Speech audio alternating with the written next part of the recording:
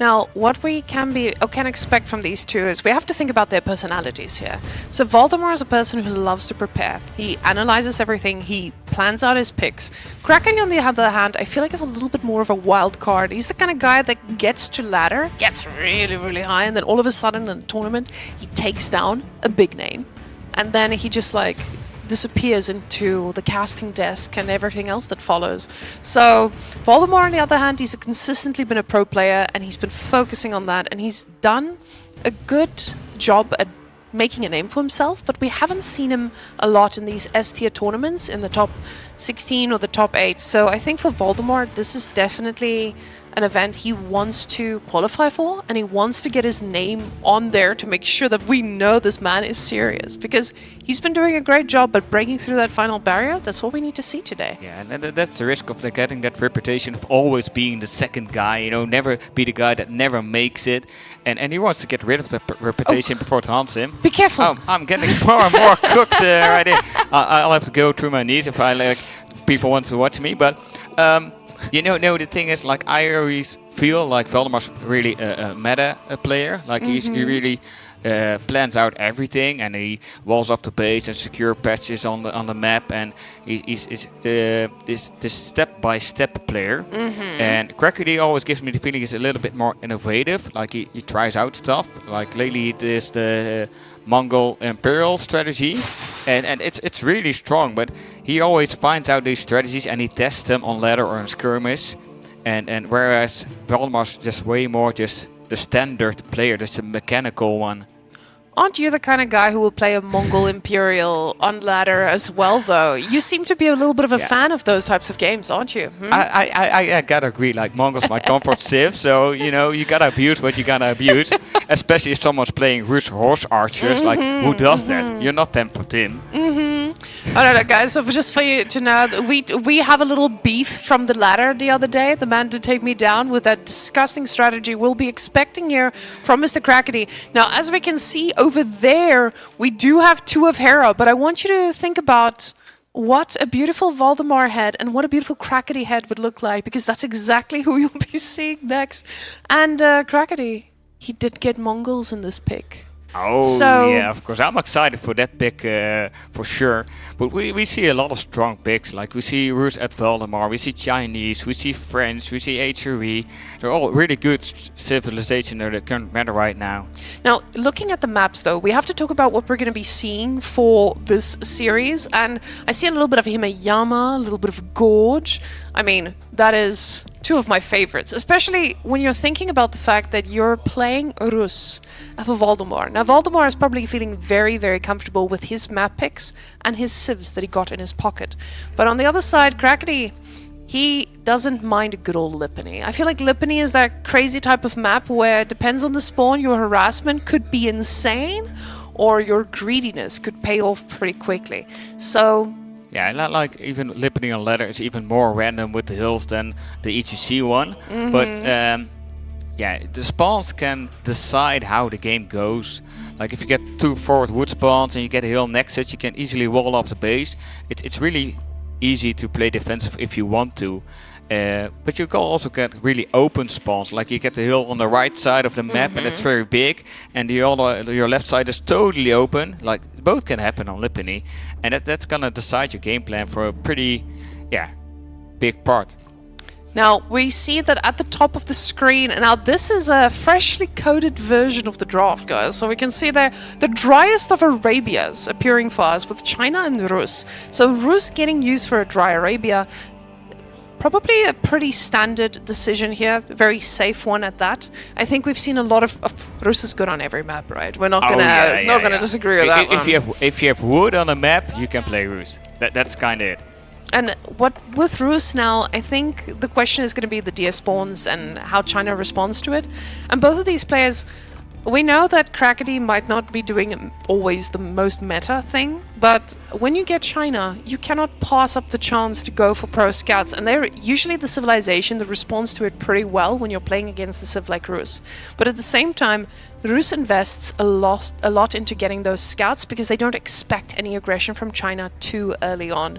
So we'll be seeing if Crackedy can pull up something and make this magic happen. It's just so difficult to contest those pro scouts if you don't go pro scout yourself. Like the Rus, they already can make multiple scouts from the hunting cabins, and it scales really well with the passive golden they get. Then they just use the golden gate to buy that pro scout, so you got it pretty quickly. And it's just so difficult to stop. Like, even if you open barracks with spearmen, your spearmen are just chasing around the scout. He just drops the deer carcass, and the other scout just walks around the spearmen and brings the deer home. So, yeah, you kind of need to get those deer yourselves with your own pro scouts, because if you don't, the issue is, if you get like 10 deers and the other guy that get like 18 deers, 8 deers, that's 2,600 food. That's an insane amount of difference in income in the early game. That's very quick math by you, sir. And we're about to find out exactly that. Chinese and Rus here on the driest of Arabias waiting for us. We see already Crackedy queuing up that second scout from the hunting cabin. The man is going to be scouting this game. Oh yeah, and I always say, like, you gotta hype this up, you know. You got in the north, in the color yellow, Valdemar playing the Chinese. Let's go! And in the south, we got Crackedy, the man who's famous for every single keep ever built, double hunting cabin, gonna be getting you that sweet, sweet gold in the early game. Amazing! It's amazing. Such 200 IQ gameplay right here, right now. But both scouts are pretty aggressive. Like, they go to the other side and go to the back of the base of the opponent. But that's kind of because you got a little bit more sheep and food at your TC now at the start. So the scouting meta kind of changed a little bit. It's not to the middle on the side anymore. Now what we can see here with Valdemar, and I think this is why we're seeing such an aggressive scout. Valdemar knows that there's a second scout that's going to be coming out. So he went all the way in. So when that second scout pops out, if Crackedy doesn't send it to the right side, and I mean 50-50, right? Oh, yeah. He'll be able to stop that scouting and give him a little bit of less of an advantage when it comes to getting the sheep. Yeah, with that that's second always scout. the fear you got. Like, you scout the east side or you scout the west side, and you're just walking behind the scout with the opponent, and then after like 20 seconds you realize, I gotta be walking behind the opponent's scout because I'm not getting any sheep, and then you have to work like six sheep against 16, and that's also like a difference already. But we're seeing the Imperial Academy are going up already. Now, with the Imperial Academy going up, we know a pretty standard opening now from China. We know back in the day they used to open with that IO pretty early on, but now they are taking their sweet time and getting that wood for that first stable. The golden gate instantly being clicked there from Crackedy, and we saw exactly what we talked about earlier. Crackedy's second scout did not run into any sheep because he was trailing that scout of Valdemar. So Valdemar did deny that opportunity for him to get that value with that second scout. We can see though, with that amount of vision, I would not be unhappy at all. Now Crackedy is aging up with 5, so it's going to be pretty quick to get into position for possible professional scouts. I want to say possible because I trust Crackedy's calls here, but when I talked to him earlier, the man said he's not a pro scout fan. I just don't think Rus is going to be innovating that too quickly anytime now. Yeah, but that's kind of the issue. Like, I know he's like, oh yeah, I don't really like this meta, I don't really want to abuse it, but it just has such a big impact on the game, you pretty much can't deny. It's like playing a water map and then don't go on the fish. You're like basically already writing your own death warrant. You gotta create your own innovative plays, but you have to understand what the meta will allow. We see that first IO now quickly getting clicked up, and Valdemar making sure he gets enough wood for that stable. Now we can see the split. He still has 4 on gold, pretty normal if we want to get that professional scout in. And Crackedy, on the other hand, he's going to be making that sale pretty soon. 7 now helping getting that golden gate up. And we see 8 on food, instant split, just to make sure that he has that constant scout production along with the villagers. Oh, it seems Crackedy's going to be a man of his word, because I do see 3 scouts, but I see him pushing a deer into his base. And he probably won't be able to push in the other deer pack, but he can probably contest it and maybe like just build a hunting cabin there and just take it like the old school way. But Yeah, no, you're not gonna push in your deer if you're not gonna go on pro scouts.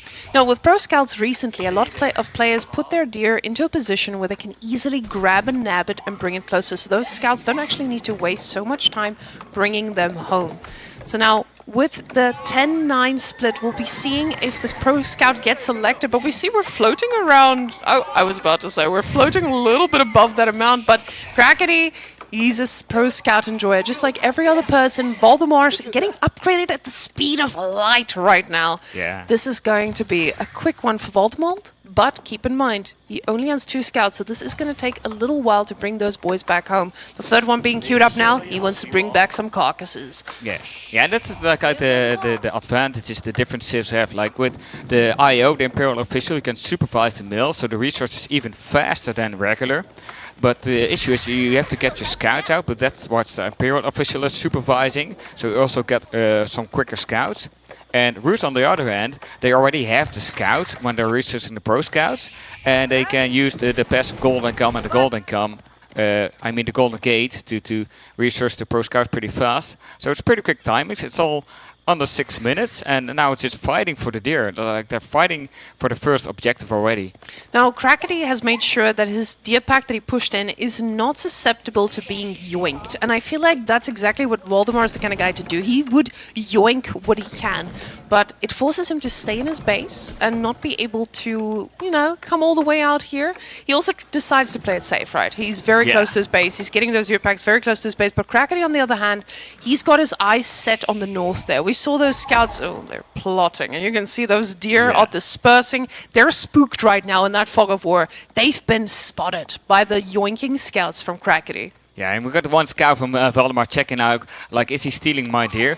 Like, Crackedy already secured one safe deer pack himself. He's already taking one deer pack from Valdemar, and then he's gonna contest the safe deer pack nearby him. So I really already like Crackedy's position. I think he's gonna get way more deer than Valdemar right now. Yeah, the problem is Valdemar went for those 4 scouts and he didn't go for the horsemen. We usually see a horseman in the mix here from the people. And we see those 2 players, they're focused right now. But Valdemar, on the other hand, he's got 4 scouts and he's aiming at Castle. We can see with that villager split 17 and 6 on gold. So this is going to be a Castle Age China, and Crackedy is sure to follow right after. Now keep in mind, Crackedy might not have the gold right now, Twitch chat, but he is going to be getting that from the Golden Gate the moment he sells that wood. So these are massive pickups for him. We do see a Yoink Scout trying to get punished. Being attacked, you know, like, leave my deer alone. But Crackedy got 8 scouts, and you got 7 deer in a deer pack. So I really like that, because that means he's using 7 scouts to scoop up those deer packs, and he's using that 1 scout to see what his opponent's doing. And that's what a lot of people aren't doing right now. They're using all the scouts to take on this deer, and they don't really know what their opponent's up to. But the scout is getting attacked. Oh, he's gonna hit it! They are fighting hard, and the yoink has been completed. We see Crackedy a little bit sassy there, diving and taking a little bit of damage there from the TC, but he does clean up the deer close to his base as well. 1 or 2 did get yoinked, but the yoinking was not as successful as Valdemar hoped it would be. He did lose 1 scout here as well, but both of them aging up. Now, at more or less the same time, Crackedy is going to need a little while longer, because we know that wonderful Chinese build speed. You're just thinking about it, and they're already in castle. Now, the question is just, what are we going to be seeing here from Valdemar? Because we know what we usually see from Rus, right? We have a pretty stable build. We have a lot of horse archers that we expect. Oh, and there they are, ladies and gentlemen. No surprises here from Crackedy today so far. Yeah, this just real quick prediction on the high trade house. How much gold is he gonna get? I think 140. So guys, in Twitch chat, please write down your predictions. You will win absolutely nothing except for a lot of clout in all of this. So get your bets in and tell us how much you think that bad boy is going to be raking up for Mr. Crackedy. Oh yeah, and we see Valdemar already going into Lancer. So it's the Lancer opening, like he's gonna build a couple of knights just to raid and try to kill some vills, and then he has to transition to something else. That could be horsemen, that could be like a infantry camp with spearmen, and yeah, probably Zuganu if you're going up against horse archers, and then when you walled off your base you can go to the next objective. But it's a tricky situation, because if Crackedy gets the mass, like with 11 horse archers, you can just 2-shot a knight. And then it's so hard to save your knights from getting 2-shotted. And we see a Barbican going up. Now, the Barbican definitely just here to make sure that that wood line is nice and safe for him, but he wants to get that Song Dynasty because that's China's strong suit, right? They get that Song Dynasty, they get faster villager production, and that's where he wants to put himself. But with that Lancer pick that he has, Lancers are very easy to punish horse archers, and Crackedy doesn't have that mass. He's also stopped producing them, focusing on those warrior monks, and now he knows about that forward Barbican. The problem is, it doesn't really protect you once they slide into the other side, but with the amount of scouts here, he is not going to let those relics go all for free. Oh no, the first mark is going down. That's one relic not being taken in. And I like Valdemar's decision about like making one Lancer, and he wants us to transition already into an infantry camp. But I think Crackedy already scouted it because he was delaying his horse archer, but it's gonna get up again, and he's trying to snipe units, but he's going to go back off. Now the problem with Jugonu is they do pretty well against most masses, right? But with the horse archers, they're just so cheap as well, and the income from Rus so strong. So I don't know if the amount of Jugonus are going to be able to make up for this. Now we have to think about also the transitioning out of, you know, getting a lot of those free deer, getting a lot of food sources. Both of these civilizations are going to need to go out on this map or just transition to farms. But the Lancers are doing the front line. The horse are just trying to focus fire down the Jugonus. They do a pretty good job at that. The Lancers focusing the scouts at the moment. Now I don't know if that is just a miss micro or he's actually trying to get them down because they are quite annoying to handle for a while. But the thing is, when you A move, they attack the closest target, and that's why I'm actually wondering, what is he thinking going into this? This man, is he cooking? Is he like, I'm going to kill these scouts, you're not going to have vision, I'm going to take control. No. And he yoinks. Oh, he yoinks a relic. That's a really, really good take. But I'm expecting he isn't intentionally killing those scouts. Like, it's nice to kill them because the meat shield is gone and the horse archers are a little bit more vulnerable. But in these small masses, you first want to take out the DPS unit. That's mostly the ranged units. So Crackedy is doing a good job taking out that Suganu. And Crackedy is the one in the control. Like, he can control the tempo. He's like, okay, I'm gonna engage and I'm gonna back off because he has the mobility of that cavalry.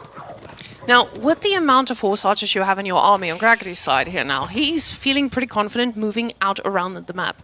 Valdemar now getting the infantry definitely puts him in a position where he does the slower army. He's going to need to be reactive to what's coming. And what's coming? They're horse archers, baby. Oh yeah, more horse archers, yeah. And then Valdemar already getting texted out, guys. He's afraid of getting raided all over the place.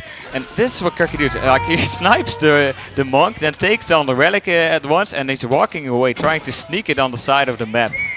Now, you can see with the amazing amount of micro that is coming out of Crackedy, he's able to target fire these. And the problem is, they can just run away. He does lose a few to the army, but at the same time, he's got another part of his army to focus you down. And that's the whole point of Rus. You want to tire out your opponent, and you want to push him out of all that outside resources that he thinks he has for free. We do see now, this man is taking an unfortunate route, and Valdemar doesn't see... Oh, he's done. Yeah, I was really enjoying the juking, like going to the west side and trying to go to the edge of the map and try to sneak the relic back, but unfortunately he failed. We do see a lot of walls coming up, and we also see a second TC coming up for Crackedy as well. So he's trying to secure his own base, like, so he has an area to play with, and then he can transition to anything he wants. Like, we already see Spearmen. Now, getting the Spearman there is quite important when you're playing against a civilization that has very nice little lances. They can lance right onto your base, sir. But with those Spearmen, he's going to have something at the base. I was saying he's going to have something at the base, but the men-at-arms being queued up as well. To deal with those amount of Jugonus, they're going to be able to take quite a few hits. So Crackedy making a pretty heavy infantry switch here. Now that's the great thing about Rus. You get to decide, oh, I'm ahead, let me go for another TC here, without upsetting your eco at all. Now getting 3 relics there, he must be a very happy camper. Valdemar now bringing a second one in. High trade house only on 134. Pretty close, yeah, 6 gold off. Yeah, I'm proud of myself. Like, I can do an estimation. But you know, the thing is, what I like about the current meta is we're fighting over the deer packs, so you're pretty active on the map. Then you're fighting over the relics, you're pretty active on the map again. And we got Vils going down on the other side of the wood line. They're getting spotted out. He can see through the trees. There's not enough trees between the forest to hide from the vision. Now we could see Valdemar's reaction there live on camera. He may have not noticed that horse archer at the back of his base while it pushing this front. And the man is still going. That horse archer firing down everything he can. A Juggernaut now pulled to deal with it, but now he's going to be running into that wall built by Crackedy. Crackedy does not like the idea of getting raided, but he's still susceptible to this because his wood lines, they're a little bit far forward and we're going to be in the line of danger here. Oh yeah, that's what we talked about in the beginning, like the spawn of the map can decide a lot. If you look at the left side of his base, like how big that wall is, that's needed to secure his base, but Valdemar's streaming in units and he's committing very, very, very hard. The thing is, Valdemar feels like he has to do a little bit of damage now, knowing that his opponent is on a second TC. His eco has been slowed down a little bit, but it feels like Crackedy is kind of confident about this. We do see the supply and the supply does not lie, but those are men-at-arms, and they're going to deal pretty well with these Juggernautes, at least for a little bit. Now, Crackedy is very careful, microing those horse archers very well against the spearmen, trying to focus fire as much as he can. And the men-at-arms quite annoying there at the back, keeping the boys busy. But Valdemar has a strong army, and it's looking kind of scary. Crackedy has to find a way to survive this, because this push is getting scary. And with Valdemar having +2, this is going to be quite hard to stop. Yeah, he's turning on the screws on the Thompson for sure. But that's the thing, like Crackedy is researching the second the range defense upgrade because they're really good at Juggernaut because they do the triple burst damage. And he engaged before it was researched. So then he got that issue, but like, okay, I got men-at-arms, but they still take a lot of damage from the Juggernaut because they do 3 shots. So it's a minimum of 3 damage every shot. Now he does get this forward blacksmith. We can see there's one at the back doing the rest of these upgrades, knowing that it will be in danger. Crackedy's still focusing on those men-at-arms, but I don't know if he knows that there are springholds coming in. Springholds, they make quick work of these front lines. Yeah, that's the funny thing. We made fun of Springles so long in this season, and then some guy found out, okay, if I mass Springles like 5 or 6 of them, they mow down any army, and now they're the new power unit, the new OP ones. Now, we do see the men-at-arms dealing pretty well with this front line. One single Springhold not being able to put that pressure down and forcing those men-at-arms back. The second one is now in range, and it feels like Crackedy has to ask himself now, okay, what am I going to be making outside of these men-at-arms? I was about to say, but I see the crossbows from Valdemar is going to force that soon. He's got 20 of those Juggernautes in queue, though, so he likes his Juggernautes. Oh yeah, and the Crackedy is going in a man-at-arm horse archer comp, but he's fighting straight up, and that's I don't like fighting straight up with raiding units. You don't fight straight up with horse archers or Mangudai or other units that are used for raiding, because you're gonna lose out. Now, he might not like that as it's not optimal, but I feel like at this point he's struggling to spend his resources effectively. We can see right now he's floating quite a bit of gold. It's just the passive income of Rus, of course. Like, you just have the little bit of gold coming in. We see he's only got 6 on gold, but this man, he's floating in it.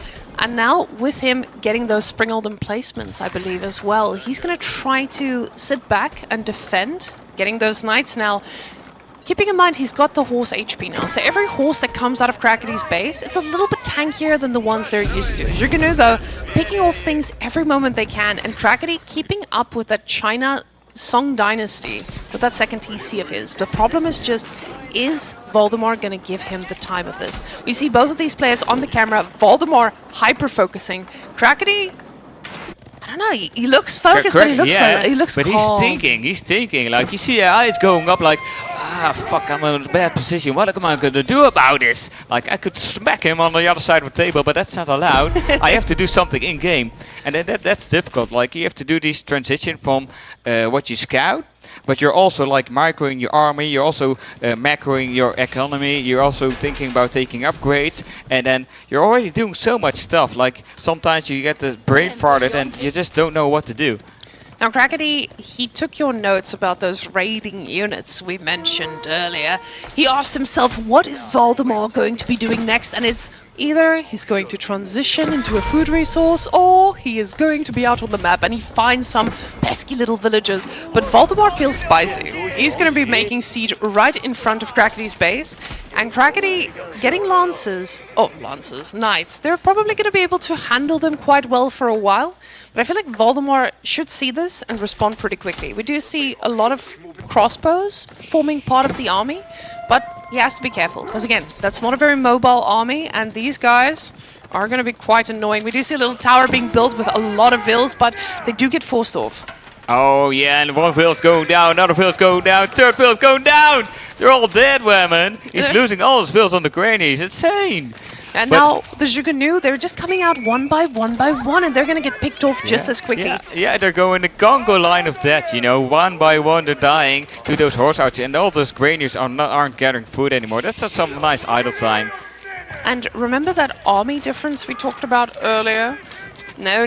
Crackedy has gotten the time. He sat back in his base, let the horses of Rus take the charge, and he's getting ready for that next push. Now the thing is, there's a trebuchet in front of your base, right? You're asking yourself, okay, how do I handle this? And dealing with nest of bees, dealing with springalds, a really good answer to this would be pretty decent mangonel shots. So he does get those mangonels at the back there. We've got the lancers to try and get to the back line, and the horse archers just keeping Valdemar busy and at bay. Yeah, I really like how calm and collected Crackedy's being. Like, you gotta feel the pressure of Valdemar knocking on your door. You know, he's there with trebuchets, he's there with nest of bees, he has a tower, he's really aggressive, he wants to end the game. Yeah, he wants to kill you right there. And Crackedy is just laying back. He's raiding with a couple of horse archers. Like, he's projecting to Valdemar, I'm only making horse archers. You're fine. Just make more Zugunu. So he has 33 Zugunu. But in the back, he made 15 knights. And once the moment comes, and I think it's right now, Valdemar, Crackedy is going out of a bit, and he's gonna just A-move all of Valdemar's army. But you can see now, Valdemar was being cheeky here. He had some stone in his pocket. You can see he's leaning forward. He's like, oh, I gotta make sure this fight goes my way. The units are being microed as well as they can. The trebuchets in a lot of danger. We see the trebuchets here on the front line being selected with the whole army, just trying to hit at things. The Jugunu trying to fire, but the knight composition is just so powerful. It absorbs every little thing that comes its way. Oh, and he got the surround on him, you know. You see all the seas popping, bam, bam, bam, and everything's gone.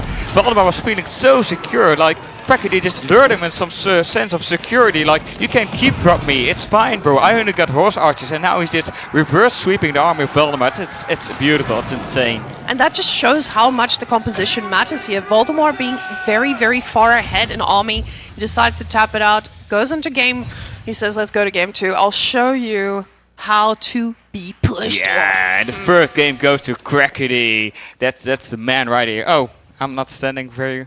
I'm getting pushed around. And I'm not even at home. It's not even my wife.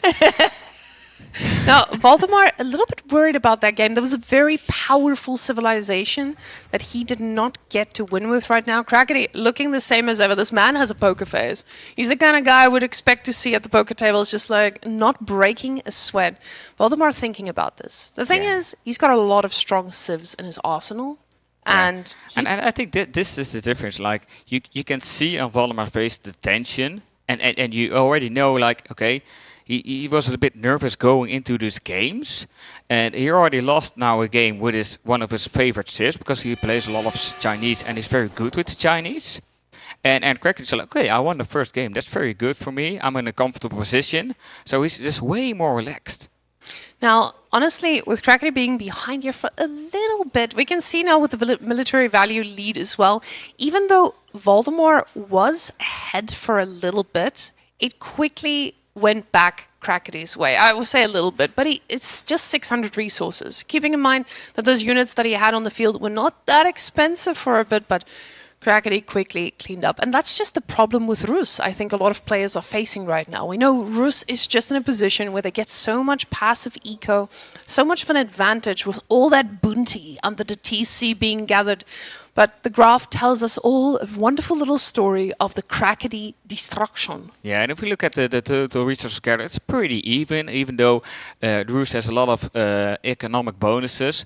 But Chinese also has some nice bonuses with the Imperial Fossil, supervising lumber camps, supervising mill, and you get additional resources. I think the main thing is right now, people are starting to get used to the horse archer opening, which was pretty new like a couple of months ago, so people didn't really know what to do. And now you have to transition after you opened with like 10 to 15 horse archers and you did some damage and you got the relics, and then you're gonna go a more classical composition. That can be a spear crossbow, that can be a knight archer, or in this case a knight crossbow. So I think that's the right call.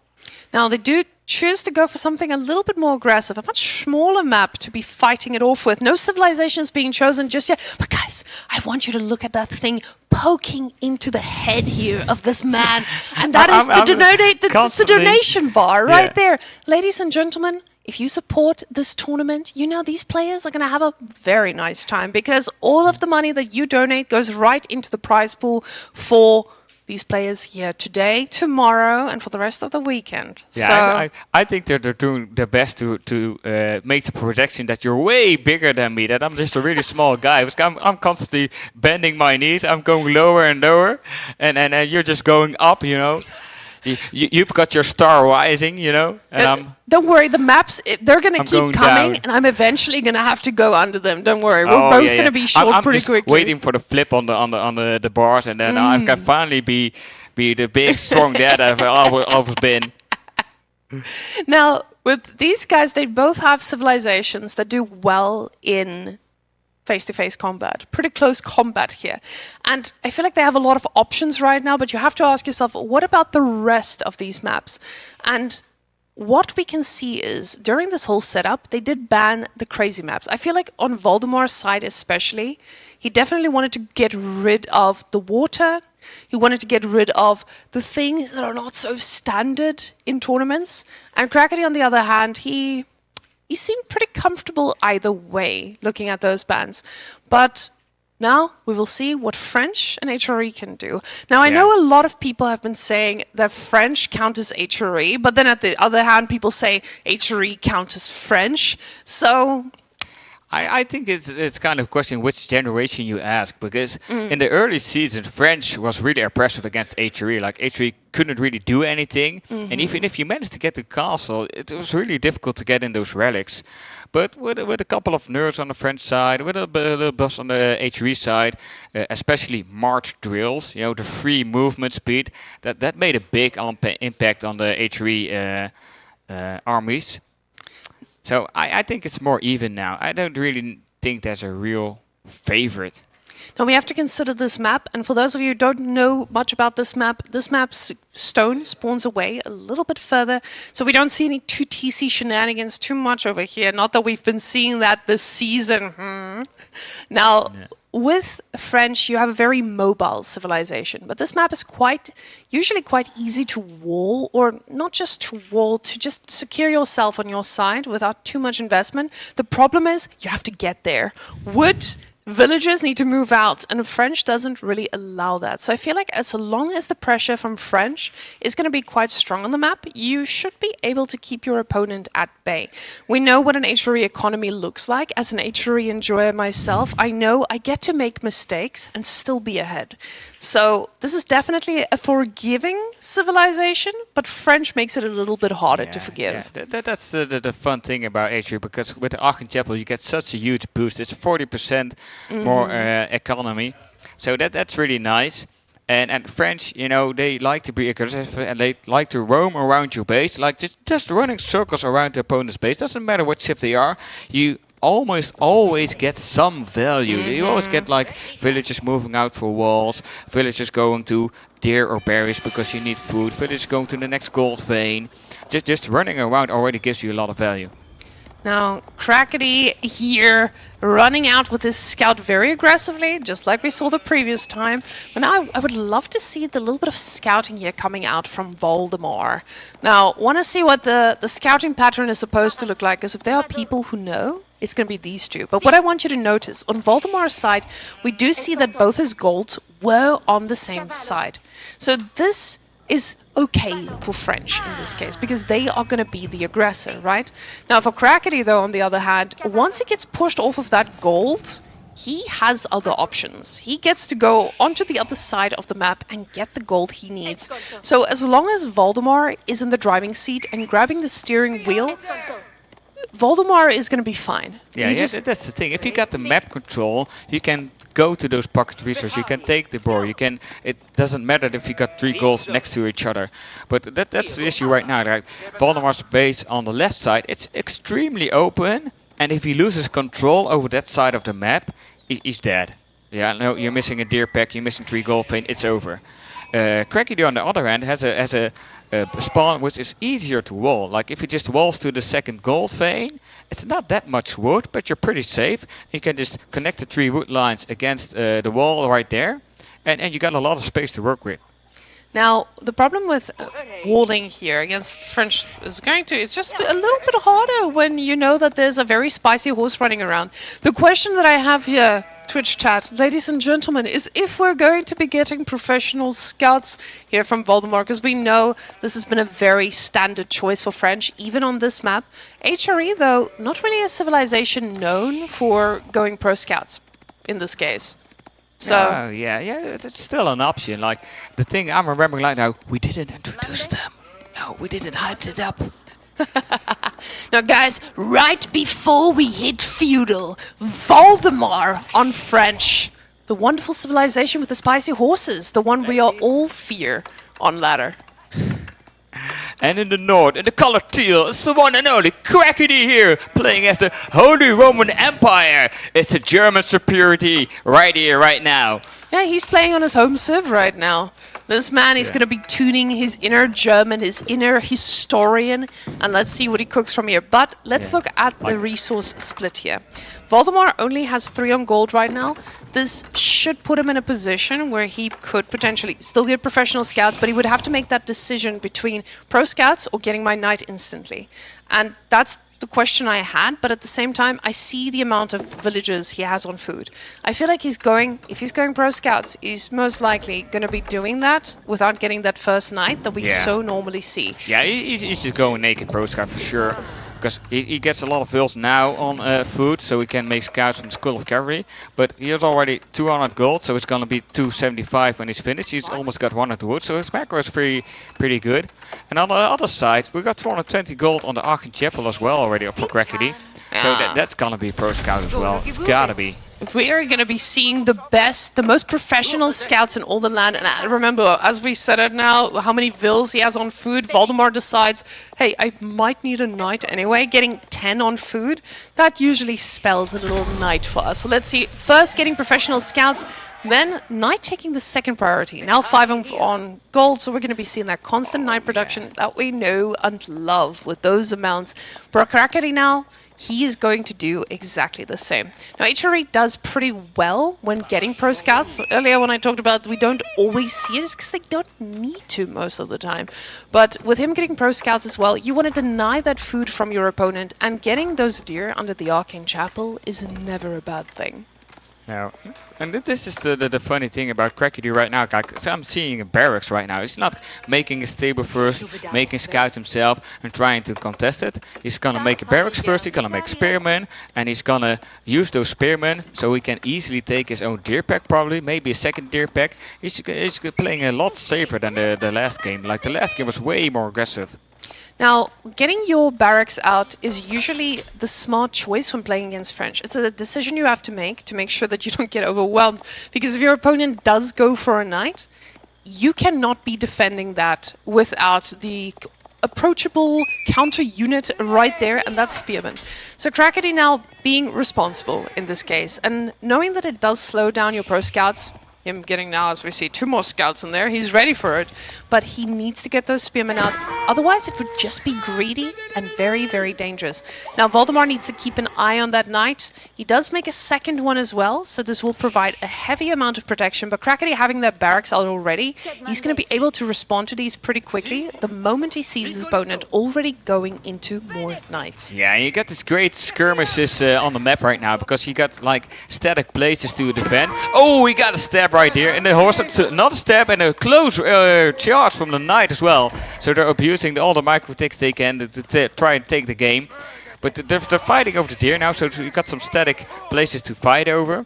And I love just microing all those knights on different places. Like, you know you already can hit the Aachen Chapel, because there are going to be villagers there. You know you're going to hit the gold, there are going to be villagers there. You know you can hit the scouts at the deer, because there's going to be scouts there. And then it's just a battle of micro. And now with Crackedy going for a horseman as well, this is going to be... Now, this horseman could be a pro-scout denier horseman, but he has to be careful, because now Valdemar is getting a lot more knights. He's already getting up to that number 4. We know usually this gets followed up pretty quickly with some archers, but Crackedy is not here for that. Crackedy says, I'm HRE, I have the superior economy, watch me make farms, and then we'll talk about what's next for you.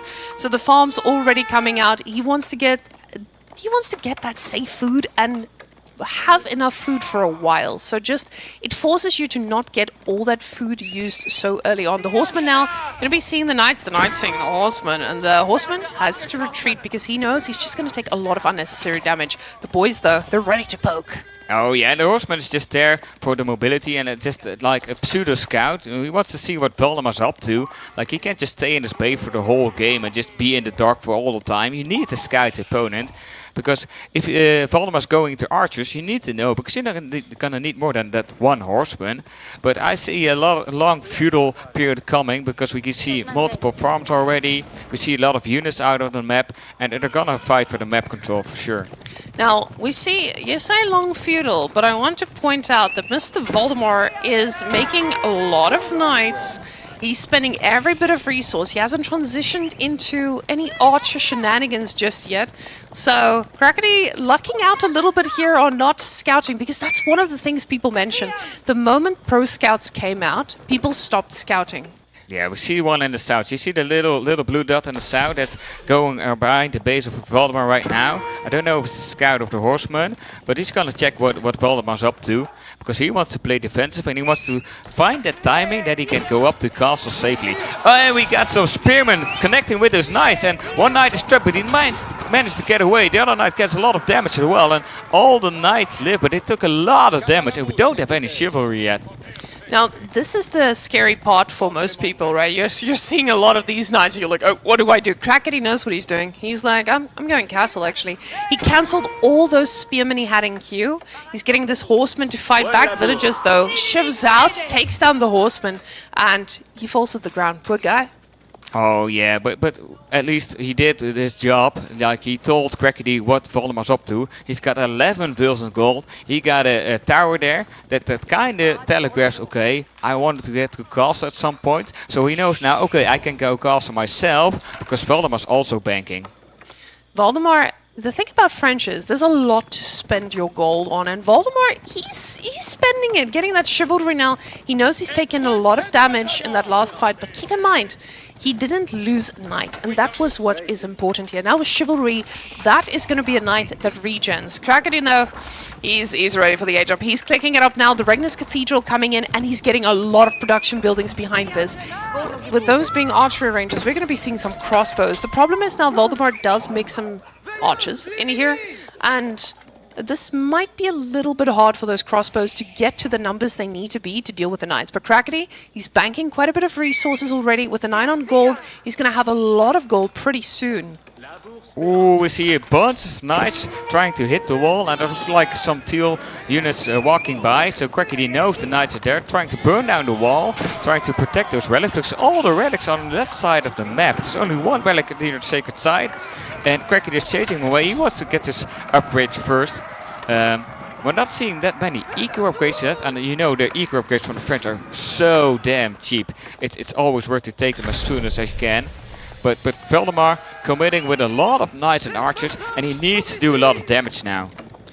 Now, Valdemar, he knows his opponent has just aged up. He knows that there's this timing that he needs to hit, and it feels like he's going for it already. The villagers in shambles right now, everyone running for their lives. We see 15 in the TC. He's going to find a few victims there at the back, but beautiful pathing here from Crackedy, and the villagers survive. Oh yeah, it's got an insane amount of damage, because he does manage to pick off a field, does manage to pick off a predator and a crossbow, but the TC is firing 15 arrows a second. He doesn't have any range upgrade net, and all those spearmen, they're poking here and there, so even if he has the chivalry, he's gonna get held like 1 HP every second, but he's taking so much damage. Yeah, that's the problem. He engaged a little bit before that ranged defense came in. We see it clicking in now. So hitting them now would be a lot less costly. But as we say this, we can see he's queuing up some horsemen too. Between all the knights, he's getting some horsemen. Now, this could be to that crossbow response that he realizes, hey, I need some little bit of meat shield to get to the back to make sure my knights don't die instantly to all these spears. But the crossbow numbers, they're getting up there, and now they are knights from Crackedy himself as well. Now the prelates, though, they haven't had the opportunity to get any relics just yet, but this is still a very scary army from Crackedy to face. And Valdemar now pulling back for a bit. He is still getting the +1 upgrades slowly trickling in. We don't see that age up coming out from Valdemar just yet. It feels like he wants to stay in feudal a bit, but the problem is he has to respond. And he needs to do some damage pretty quickly before those prelates bring back the bounty. Oh yeah, and the thing is, like, Royal Knights skill pretty well. The first relic being taken right now, and he's gonna get away with it probably. We see a yellow dot beside the wall, but I don't know if it's a knight, or a scout, or an archer. The group of knights are gonna... It's a scout, he's seen it, he's gonna go for the relic, but it's not gonna be in time. Is he just gonna pop through the gate, or is he gonna hit it? Is he gonna hit it? No, yeah, no! It just died inside of the gate. That's unfortunate for Crackedy right there. But what I was trying to tell, like, French skills pretty well into castle with their knights, so they can commit a bit longer to feudal and delay their castle age themselves. But there are already so many spearmen out, so many crossbow out. It's gonna be really difficult to engage. The problem is Crackedy is getting a very sizable army here alongside this, but the villagers are quite exposed. The thing is, they can run through their gate pretty easily and survive. But now Valdemar has gotten every military upgrade in the book. So you're seeing the last one kicking in now.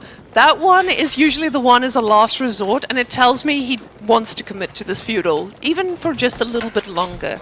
Now, no more knights in queue, so he might have changed his mind and decided, like, hey, I cannot break this just yet. Crackedy now completely focused on getting or protecting himself. This is the great thing about playing against French. You have to focus on so many different ways that it gets quite easy to be overwhelmed. But now the knights are coming almost in.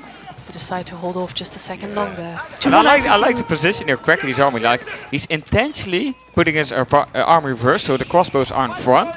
So when he tries to charge in, the crossbow shoots some crossbow bolts, and then the spearmen run past the crossbowmen, and they're gonna brace the knights. So he's getting in some additional damage because he's not facing the front like you're used to, but he's switched them around. And now Valdemar's trying to get in again by trying to build that gate at the north side.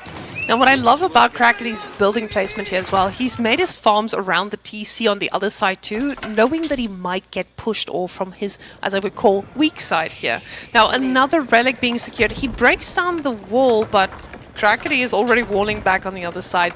This feels very, very scary here for Valdemar, because it feels like he wants to go in, but he just doesn't know how to break this. The archers on the front line, they're trying to snipe down a few of these spearmen. The knights committing, but not too hard, and it does look like this is going to be a bloodbath. Oh yeah, this is going to be a massive engagement. Valdemar with a pretty big army. He's trying to go for the surround. He wants those knights on top of the crossbows, and they're getting closer and closer. Crossbows, they're going behind. They're going to kite, and they're going to try to snipe as many crossbows as possible. Meanwhile, the reinforcements are coming in, trying to fight the army of Valdemar off. He's trying to protect all those villages. He just needs time. Crackedy needs time. He's not getting any. Valdemar's committing. He's doubling down on units. He's diving that base. Crackedy going into such annoying choke push, trying to get as much value from his army as he can. Even all the arrows from the TC shooting down the archer, and little by little the numbers go down. Now, this was a lot of idle time, but I see on Valdemar's side, he's so focused on this fight. You can see the villagers going idle on his side too. So, may lose the focus here and there, but it doesn't feel like Crackedy took enough damage here to have punished him for this really responsible castle. But he probably has learned his lesson in terms of not having enough units out here. You see he's making more spearmen, he's getting more crossbows, and the problem is now this is just going to be a pretty castle army against a very, very feudal one. Yeah. And Valdemar is still in feudal, he's still committing to this. and Like, losing a village or that's two. the thing about being French. Oh, we got an engagement right here. We can't talk about it. It's nice starting those archers, and they're backing off again. They're trying to pick off as many spearmen as they can. Archers also trade pretty well on those crossbows, but that's just too many out of there to contest. And that's mostly the thing when you play French and you're staying in 1TC. You're roaming around, you're trying to poke, you want to get in somewhere to do a lot of eco damage. And even though that he had a good military trade, it's not enough to dive his base and do eco damage. So slowly but surely the game is just going out of the hands of Valdemar and going into the hands of Crackedy. Yeah, because you have to think about the food transition. Usually at this stage of the game, you've run out of your natural animal sources that you've brought back to the base. I say natural, but it's very unnatural to bring these carcasses home and eat them. But now he's out on the map. He's on the boar. Crackedy, on the other hand, he's got his farm eco set up. The problem is it's constantly under duress. Now the boys are in two different sides though. Another prelate going down and the knights looking at that gate very, very angrily. But the problem is the archers aren't with them. And the only way that Valdemar loses it right now is if that army gets split up and takes a very unfavorable engage. Because those units, they are the reason that he's still alive. Those knights, oof. You do not want to fight into those. Oh no, and Crackedy already has 2 relics inside his base and third one pretty close by. And with the Regnus Cordero, that double down of crossbows chasing away all his units again and even trading pretty fairly into the spearmen. Valdemar committing right now on top of that Aachen Jekyll. It looked like it's gonna be do or die, but he's backing off again. He's just not able to commit. Now the thing is, he wants to commit, but he knows if he loses that insane army there, we see a little red dot firing there at the bottom. And now this is what I meant earlier. Crackedy knows exactly what Valdemar needs to do. He needs to go onto the map to get food. And this is usually when you get to strike French. When they run out of food, when they've stayed in feudal for so long, you know they're going to be desperate. They don't like to farm transition, and now the boys are going to be striking back. Valdemar has to make that decision. Do I commit to his base, or do I go and defend my own?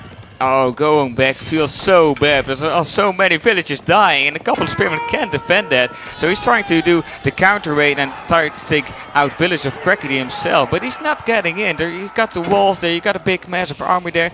We got a pretty big field transition there, but they're running away when they see all those knights. And there's an engagement right there, but he's getting raided in his own base as well. Wall scaring off the army, buying time for him. Just so that Valdemar's slowly but surely losing more and more units. Now the thing is, the reason this was so important is Valdemar needs to do damage now because he knows he's stuck in feudal for a little bit longer.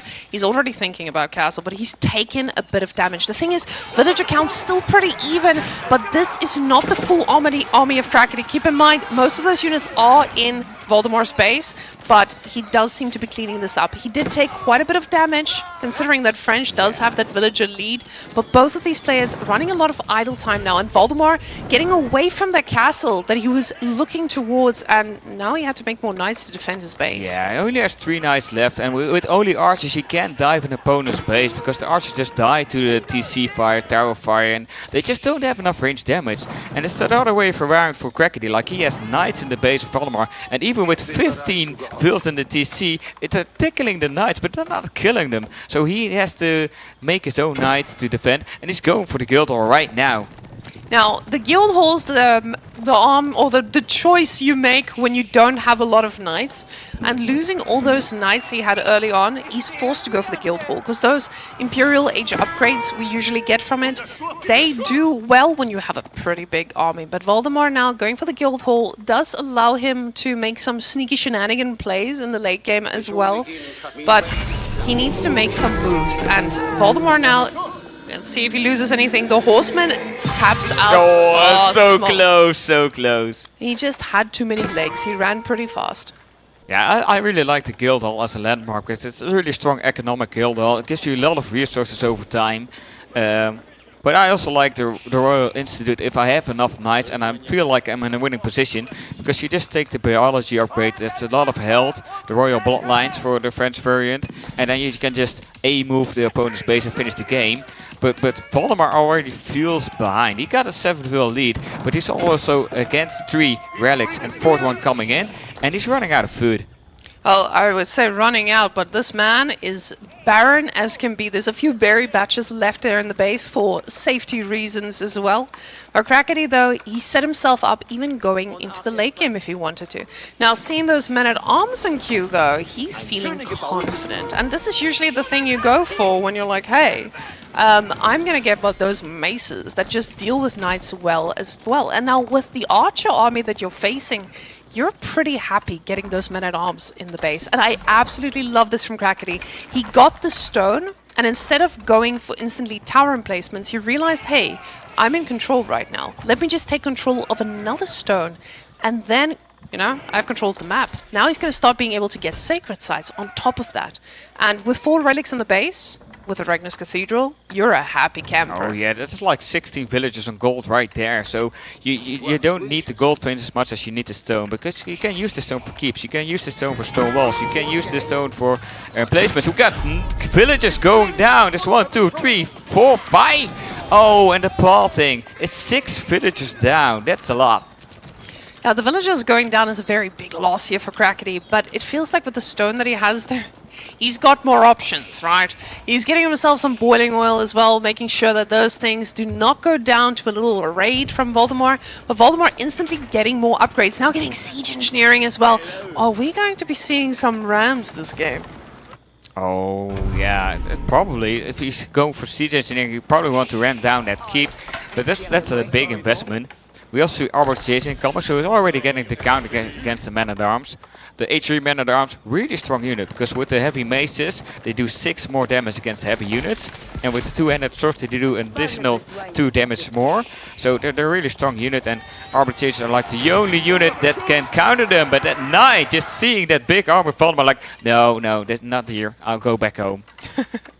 Now Crackedy doesn't have wheelbarrows, so those villagers are running extra slow, getting the food back to base, but the Palace of Swabia has been chosen, and Crackedy says, we don't need to end the game here. Let me get my villager lead back, and then we'll talk about it. So Crackedy definitely feeling confident into going into the late game, but he needs to be careful. Again, this is still not a position you can take lightly.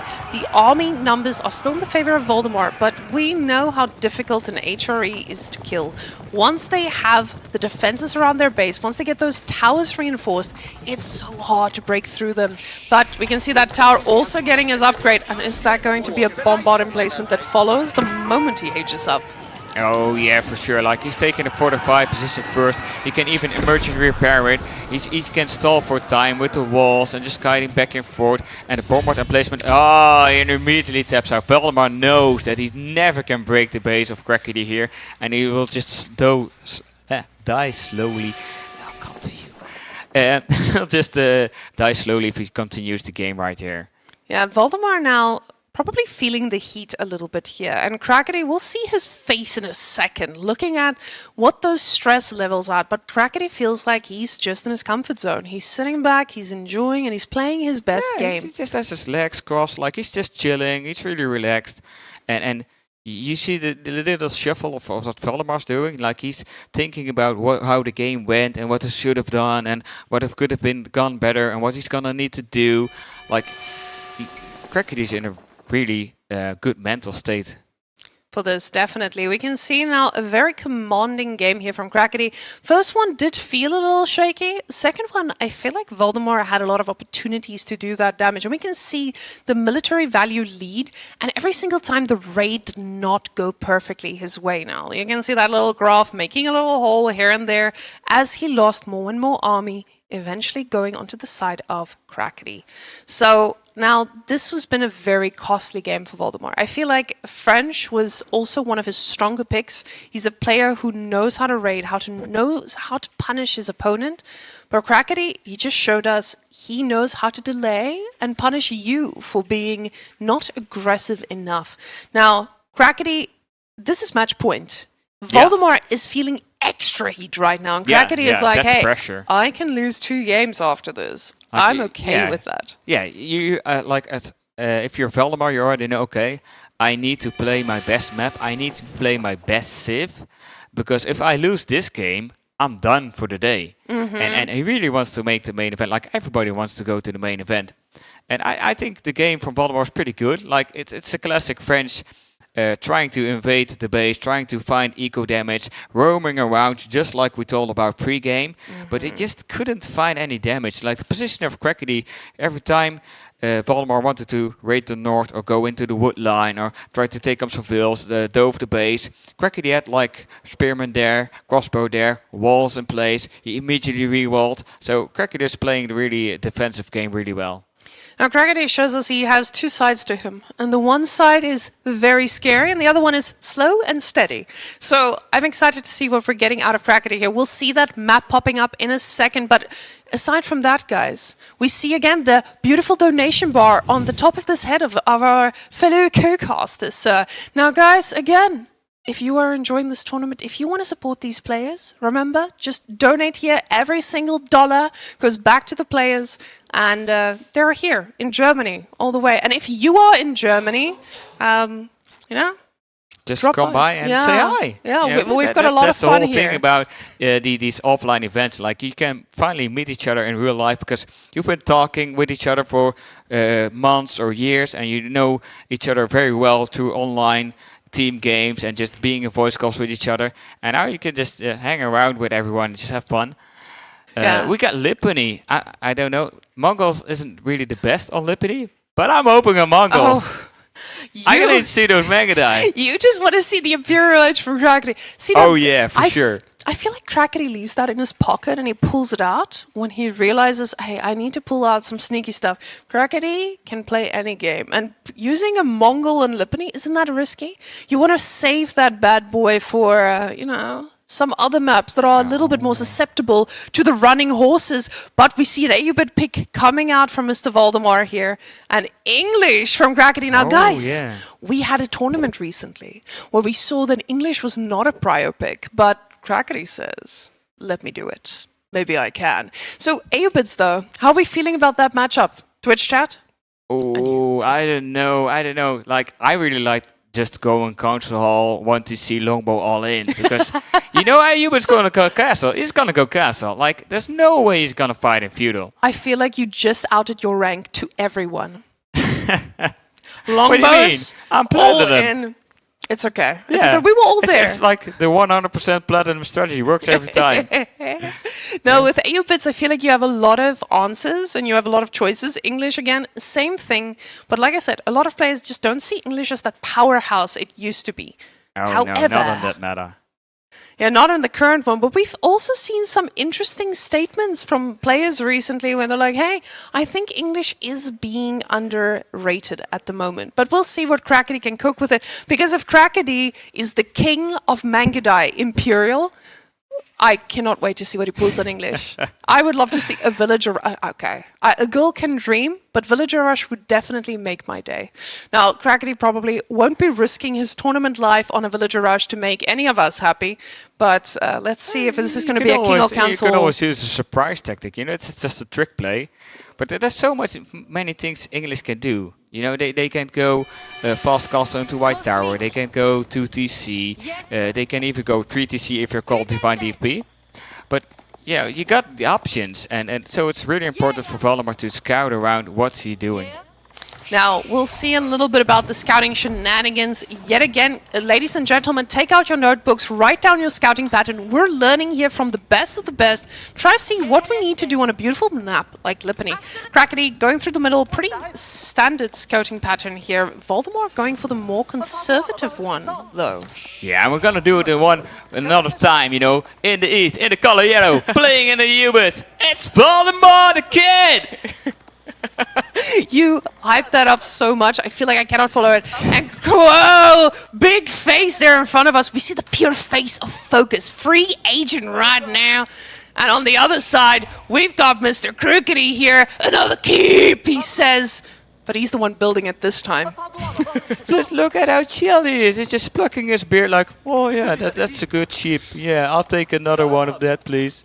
See, he's a wise man. He touches the beard for his wisdom. The wisdom within the beard. I'm jealous. I just like, if I try to grow a beard, I get like 3 hairs and that's it. But I want to be like this old guy with this big beard. And then when I'm teaching the kids, I'm like, yeah, that's right. I'm very, very wise. Twitch chat, are you seeing this? Are you seeing the Dark Age upgrade from Crackedy? This man knows no boundaries. He's going back to the Dark Age, a wheelbarrow upgrade.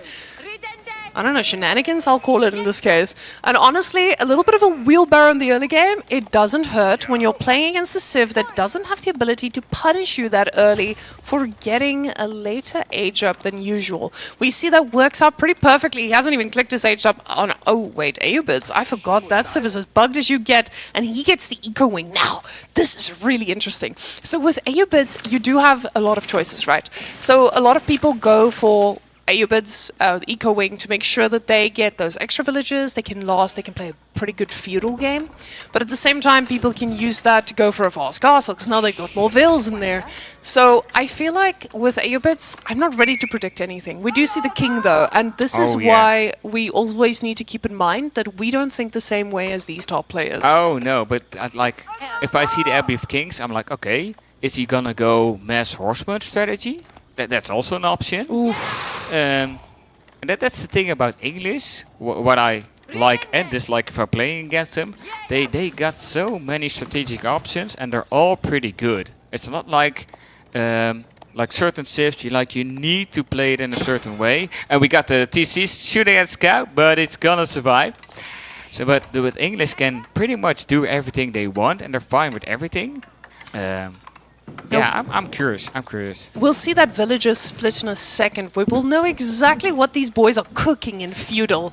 And as Cow is showing us right now, the boys are split properly. This is now where we're seeing Crackedy with 5 on food. He's not looking at any crazy shenanigans yet, but he has a lot of gold, and I feel like we've got a plan here. And ladies and gentlemen, I know you couldn't predict this, but ladies, we're gonna be seeing some professional scouts. Oh no, English Pro Scout. Did we sink that deep? Did we go that low? No, English Pro Scouts is a viable strategy. Now, not on the mainstream media as we would see, but I've been hearing some whispers about it in some pro games. Now, the king has been placed in queue automatically as we age up, but Crackedy now, he's floating that gold, but he's floating it with a plan. Now, with Valdemar going for the spearman opening, he's responding to the king, right? He needs to respond to the king. You can't be greedy with this. You're gonna get raided. He needs to make sure that that 3 villager lead that he has is gonna be paying off. Gets a stable himself as well. Is that gonna mean that we're gonna be getting professional scouts from Ayyubids? I would assume so. Yeah, it's gotta be. But he's already getting horticulture as well, but he doesn't have any farms yet. But the farm's getting added in now, and he's even going for the 10 farm strategy. You know, that's German efficiency right there. He took a note from Deutsche Bahn here, and he's decided to get every eco upgrade quickly, on time. This is like nice. See in the north the deer pack that is walled in. Like Valdemar recognizing it that it's closed off, so we can just give it a small wall. But he's going in Pro Scout as well. So it's like, okay, I got a free deer pack, but I don't want to be walled in there for the entire time. But I can wall it so that at least Crackedy can take it easily. That's probably the idea. Now, what I want you guys to notice, not just the fact that he's got professional scouts, but he's also pulled everything off of gold. So he's going to allow his civilization to do the thing. And when I say the thing, I mean produce a lot of units with those extra villager boosts and overwhelm. But Crackedy, on the other hand, he's cooking something else. He's cooking a castle. He went for Pro Scouts. He's gotten every single, except for, of course, mining, upgrade in Dark Age, or Dark Age Feudal. And he's going to go castle. We have a fast castle English, and that is going to be really hard to deal with for Valdemar. I feel like the moment Crackedy goes for this, Valdemar is going to be quite surprised. Even when you scout that amount of units on this, Valdemar is committing a little bit more to feudal. As we can see, the villager split. This is very clearly a man who is making units. He's got quite a few scouts here as well. But Crackedy, no more units. He's got the king. He knows it's enough.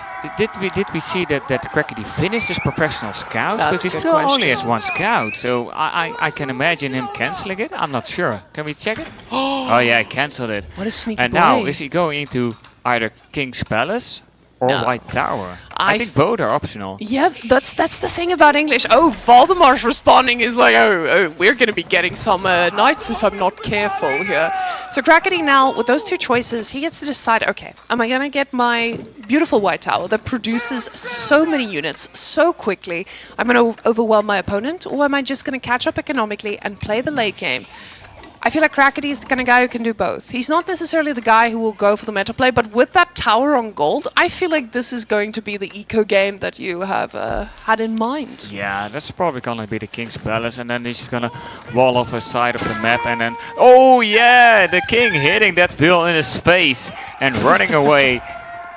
You sound like you really celebrated that one. Oh yeah, Oh, good another charge. one. Oh, but they're gonna get poked, and he's gonna get dowed down. Oh, that's an expensive loss, man. That's really expensive. Because if you were to remake the King, it's like 150 food, 150 gold, something like that. Yeah, that's an expensive unit to remake. A little bit cheaper than a knight, as far as I know. They did note the cost here to bring that bad boy back out, but you have to keep in mind, Mr. Crackedy, he gave his opponent an opportunity here. He gave his opponent the chance to actually, you know, catch up and be able to get all the resources he needs to respond. But now Crackedy, going with his King's Palace age up, Valdemar doesn't know this just yet. And that's a little bit of an advantage here for Crackedy, because Valdemar could now either overreact or underreact. Yeah, he should have some suspicions, because he went to the gold vein with a scout. He saw a tower coming up. He probably clicked the gold vein to see how many gold was missing. Like, he should have some, but he's going castle himself. So we're gonna get a fight over the relics. Now with the dervishes, you get this insane ability to pick them up, and those things barely slow down when they've got a relic in their hands. For every other unit, relics are quite heavy. It makes you run quite slowly. But this man, he's going to be able to go out on the base, or on the map, and catch everything he wants. And Crackedy needs to involve a lot more wood villagers in this to actually get his own out. Now the king here, back on land, ready to go for the second round, and he's got some knight friends to surround him with. I see both of them cancel pro scouts. These boys didn't bring the deer.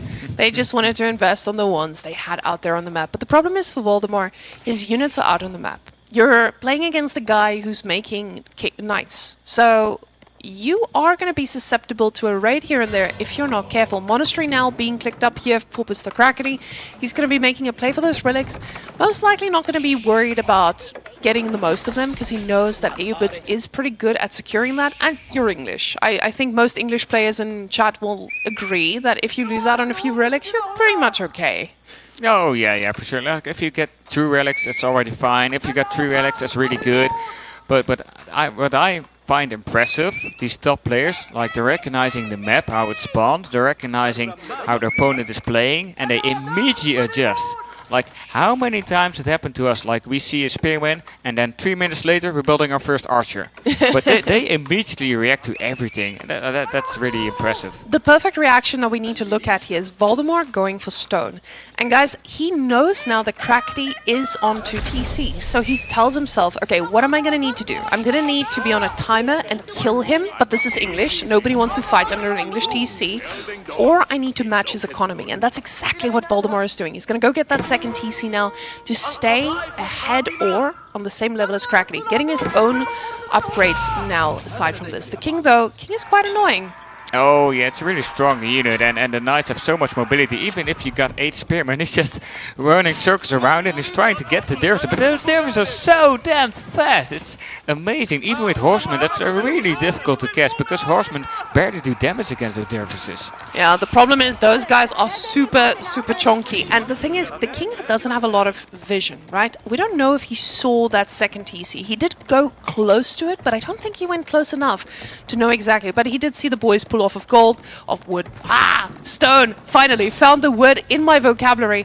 And these boys are now locked in. They're going to take some damage, and he might lose a unit here, but at the cost of nothing. Absolutely nothing. So nice. Pulling out the villager to the gate, building another wall, quick wall at the wood line, and trying to catch those knights and that king by the surround with the spearman, TC firing, but he's going to get away. But is he going to see Wallalo right there? Is he going to take? Oh! Dervish goes down, but Crackedy should know now that he's going into second TC. He either scouted the Stonians, either scouted the TC. He got so close to those both places on the map. He should know. Now this is the position English is okay with being in. Because now I feel like English is in charge. English gets to make the decision. Am I going to commit to castle? Am I going to outlast you? I know my farm transition is very simple. My food is going to last about 600 years. What about you? And Ayyubids does have that problem. Ayyubids, they need to go out on the map. They need to do something other than stay in their base. And English loves that. And that's why we have some spearmen joining the party. They know camel lances are coming. You don't want to fight those. Yeah, and that's so difficult when playing against English. It's so hard to kill them because they have so many defensive bonuses and their TC shoots additional arrows. They most of the times have by tower. Oh, horseman getting spiked right there. That's gonna hurt. But those spearmen are gonna clean up by those other spearmen. Not a monk yet, and not enough units to protect that relic. Valdemar's gonna get away with it. Now those knights need to be super careful. The thing is they get to heal up at home, so they do get to dive pretty deep. But oh, the dervish gets the pickup. He does scream to the skies. He does go down, unfortunately, though. His prayers were unanswered today. And look at the beautiful camel lances. This is showing you the real Valdemar. Valdemar is the kind of guy who will have map presence. He's playing his game. And I feel like this is what we've been missing from Valdemar. Yeah. So Valdemar feeling a lot more confident now, denying. He's asking himself, what is the next move? Crackedy's like, hey, have you heard about English farms, though? Let me tell you about those. Yeah. He's playing really well, and Crackedy is trying to secure the map as well as he can, because he wants to drag the game out. He wants to go to the Imperial at some point, probably in like 5 minutes from now, but he just wants to get all those juicy English upgrades, like enclosures and such. What is this man doing? Are we gonna see another one? Another TC? I don't know, I can't do a Crackedy voice. My voice is not that magical. That's a good imitation right there, you go. Another TC! Oh, what a play! Another TC! That's 200 IQ, man. Yeah, Crackedy, definitely the best man with voice lines, but we're going to find out if he's going to be the man with aggression. The thing is now, he's floating a lot of resources, and I call this responsible English, just like I love branding things responsible castle. He gets to decide, do I go for a lot of units? And the answer is yes. He's getting another archery ring. He's going to make a lot of crossbows, and he's going to go move around the map. The thing is, Valdemar is on that ticking time bomb. I would love to see how much food he has left in his base, because by my calculations, not a lot. We've got a few berry patches there. We've got a few sheep, but that's not a lot, Chief. And we can see the resources per minute is telling us a very different story. And he's getting so much stone. Like, does he really want to keep those 2 gold veins at the south of Crackedy's base? If he keep on that position, you deny 2 gold veins, a 3rd gold vein, a couple of stones. But I feel he doesn't. Oh, another camel lancer goes down, and another one getting trapped with a surround. Beautiful. That's a lot of damage. That was an amazing surround by Crackedy. Crackedy's showing us he's got some surround up his sleeve. He doesn't just throw the king into spears, he also impales things with his own spears. So beautiful English around here. Valdemar losing a little bit of track with those bad boys because he's got so much presence on this map. The spearmen, though, they're trying to do some damage here. He sees the archers, he sees the villagers on top of those berries. This is telling Crackedy exactly what he needs to know. And that is, you're desperate. And we got a safe keep going up somewhere, I guess, because a lot of stone was just spent. We got another knight going down. We got some quick walls trying to keep those knights out. We got villagers moving out to the big gold with the sacred site. That's a good point of the map to secure. Now, those villagers running away can either tell Crackedy, hey, he's going out for some food, but there's no food on that side of the map. There is only space for a keep. So that is definitely going to tell Crackedy exactly what he needs to know. And Crackedy has decided he's responding on swords and floating 2,000 and something food. So are we going to be seeing a nice little Berkshire on the middle of the map and trying to overwhelm? Because if there's one thing English does well, and hopefully their new variant as well, is going to be making a lot of keeps. Yeah, he's probably already paying his debt with the Lancaster variant because he barely has any gold. But he just wants to go to Imperial. But I still like the Windguard as well. And we got some Spearman raids going on the berries. And we also got in the wood line. It's probably going to be a knight right there. 2 knights. That's a knight and a king taking down villagers as well. And he's just all over the place. You know, they're fighting like 4 or 5 spots at the same time. And they're trying to secure multiple spots on the map as well. They're planning ahead. And another villager goes down, and another one goes down. It's already 3 villagers going down. The 4th one makes it out alive. Now, he's going to try to keep these bad boys alive because he needs to get them back to base and heal them up, but their value has been worth it. Valdemar about to click the age up, but let's see if he's going to wait until these boys get out of his base. He doesn't have the resources for it just yet. Berkshire gets chosen, and it's at a very strategic point on the map. I like this because I feel like it gives you the high vision. ground right there. Valdemar already lost. Crackedy got the high ground. We've seen how this pans out in most video games, but what I'm really surprised about is Valdemar, he, instead of getting that extra TC, and I think Crackedy also realizes this, the fact that he didn't get that extra TC means that he's only on 2 TC, so every villager that gets killed is going to make that change. Now keep in mind we are 17 minutes into the game, we're getting into Imperial, this is not one of those instances. Ooh, is that a trade wing? Yeah, that's a trade wing. It's 7 Attabeg.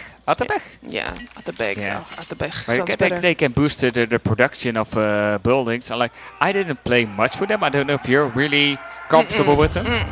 No. I've only made villages with them, and I felt like that's where Abbasid shines. So Ayyubids now with the Attabegs, I am going to learn some things this game. But Crackedy, he gets that Berkshire, and I want you guys to note that Berkshire's position, right? Valdemar, he's plopped down another keep there in the north on the other sacred side.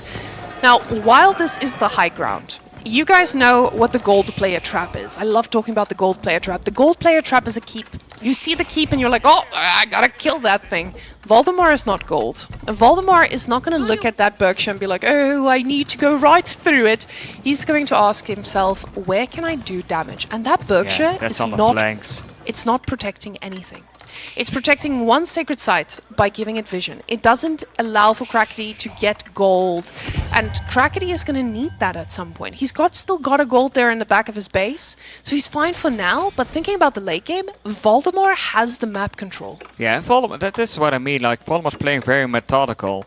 Like, he secured his base. He went for some transition. He's taking the first gold vein. He's taking the second big gold vein. He's taking the sacred sites. And slowly but slowly with walls, he's securing the map. That's more Valdemar starters methodically, going objective for objective, going step by step, and trying to get the game to his side, trying to attrition, more of an attrition war to get the opponent just to die.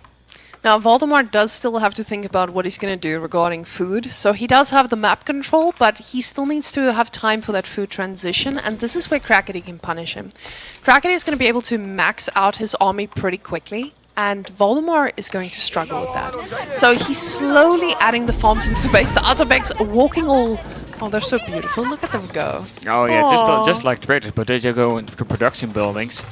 They're gorgeous. And they're so cute. Look at those little legs. And they're just sitting in there. Yeah. You see the little donkey. I think it's donkey. Oh, look at him next sitting to there. the production building. Now, those are going to be some really nice culverins to have in your army there, sir. Now, Crackedy, though, he's got a lot of resources. He's spending them, but it doesn't feel like he's committing to anything just yet. We do see the men-at-arms upgrade coming through now, but Crackedy is making stone walls. It feels like he's trying to play that English game where you're going to be using the English free gold that you get by just upgrading your farms and try to play the game that way. Now, Crackedy, though, we see the villagers changing route, probably going to be going from the other side to finish that stone wall, but he's ready for the late game. Oh yeah, it's the classic English, because the men-at-arms skills so well in the English economy. You got a lot of food with war farms, you got some gold with enclosures, and then you either mix in, some camel lads are getting poked right there. But then you can add in either crossbow or longbowman. It kind of depends on the composition of your opponent, if he's going lots of heavy or going a lot of ranged. And he's just gonna throw units into the meat grinder and then hopefully get out on top. Now, the thing is, Crackedy is ready for that meat grinder. He's just going to be floating his units right into the base of Valdemar. And Valdemar, 900 food per minute does not give you the right amount of food to replace that army you currently have. He's getting a lot of siege so far, but so is Crackedy. He's starting to think about that siege bombard in queue. And with almost 4,000 food, he's ready to sacrifice some boys. Now, we, again, still haven't seen Crackedy commit to any army just yet, and this might be because he's waiting to react. He's not committing to something, he doesn't have all the income, he's got the farms from English, but he needs to think about, how am I gonna get gold? Oh, he still has some goldfish in the south. Like, I scouted one of them at least. I don't think if the other two already run out, probably, because I'm not seeing them anymore. Oh, there's another one. So he still has some gold to play with. He still has the enclosures. I'm kind of curious about the upgrades. Like, we see slowly but surely getting more upgrades coming in, but I don't know if there's tight barns for Valdemar. Like, he's got 4 relics, so tight barns should be a no-brainer. And also the university upgrades, like do we have stuff like biology, do we have stuff like the man-at-arms upgrade, the elite army tactics, the incendiary arrows? I don't think we've gotten there just yet because they didn't really have the gold to throw away just yet. Crackedy slowly pushing with those bombards, but he needs to be careful. He can't run out too far there. Oh wait, says the Berkshire. What is that siege unit doing in my vision? Let me take care of that. Thank you very much, sir. Yeah, and slowly but surely a lot of towers come up for the network of castles buff. That's one of the English buff that increases attack speed by a lot. You can even upgrade it to the network of citadels, gives you even more attack speed. And it's also nice to have the vision in all those stealth forests. Now, that bombard needs to be careful. It's not a unit you just want to be throwing away. Crackedy now almost getting to that pop cap level. Valdemar is still lacking behind a bit, but his farm transition should be looking a lot better by now. Bombard's now saying, knock, knock, I'm at your door. Yeah, who's there? Who's there? It's me. It's me, a The bombard. English chat. Now, Valdemar is starting to focus a little bit more on the siege. We can see he's getting another springald. He knows the value of these, and that's the resource that he's had by now. He's got a lot of wood, or had a lot of wood. But we can see here, the bombards are thinking about, what am I going to do? Is network of citadels being clicked up now? Like you said, that's going to increase it by so much. And Crackedy slowly getting all those upgrades he needs. Oh yeah, Crackedy is just creeping towards the gold vein, trying to deny Valdemar from gold, and is slowly creeping to his base. And that network of citadels, but it's engaging now. It's running onto the culverins. Do they really dare to engage? Yes, they do. They're gonna fight in the middle. We got Gulag, we got Spearman, we got man-at-arms, we got crossbow, we got a whole mix. And Valdemar's arm is kind of stuck. They're struggling to get away. And that's a lot of army from Crackedy taking down the front line of Valdemar, and almost everything's gonna go down. Now, this is a very tough fight for Valdemar, because even if he wins this, he cannot replace this army. And Crackedy, you can see that here. He's just pumping out more and more units. The bombards moving forward now. They do not care if they get in range. They're just going to target fire the siege. You know, they see those towers, they don't mind. And the culverins are firing back. You can see him target firing right now. He's pulled back as far as he possibly can. Bombard's getting focused down now. They do fire back at the culverins, and will be able to get one of them, maybe I say, but they've been doing so much damage. Beautiful cleanup here by Valdemar. But the problem is, Crackedy just has so many units. Yeah, and look at the resources of Crackedy. Like, he has like 7,000 resources, can easily reproduce. And for Valdemar, it's gonna be really difficult. He's gonna push him back because he's got the defensive position. His reinforcements are closer by. He's got some towers around it. He's got siege behind it. But he's losing the keep on the gold vein, so he's gonna get denied from food right there. Crackedy immediately putting up a tower there, putting up a mining camp, and probably gonna put a keeper on there as well. So now Valdemar only has the right side of the map. Valdemar losing a little bit of map control here. The thing is, he does still have a lot of siege. He might be able to hold this off for a bit longer, but Crackedy realizes, hey, I need siege myself, and gets 3 more bombards.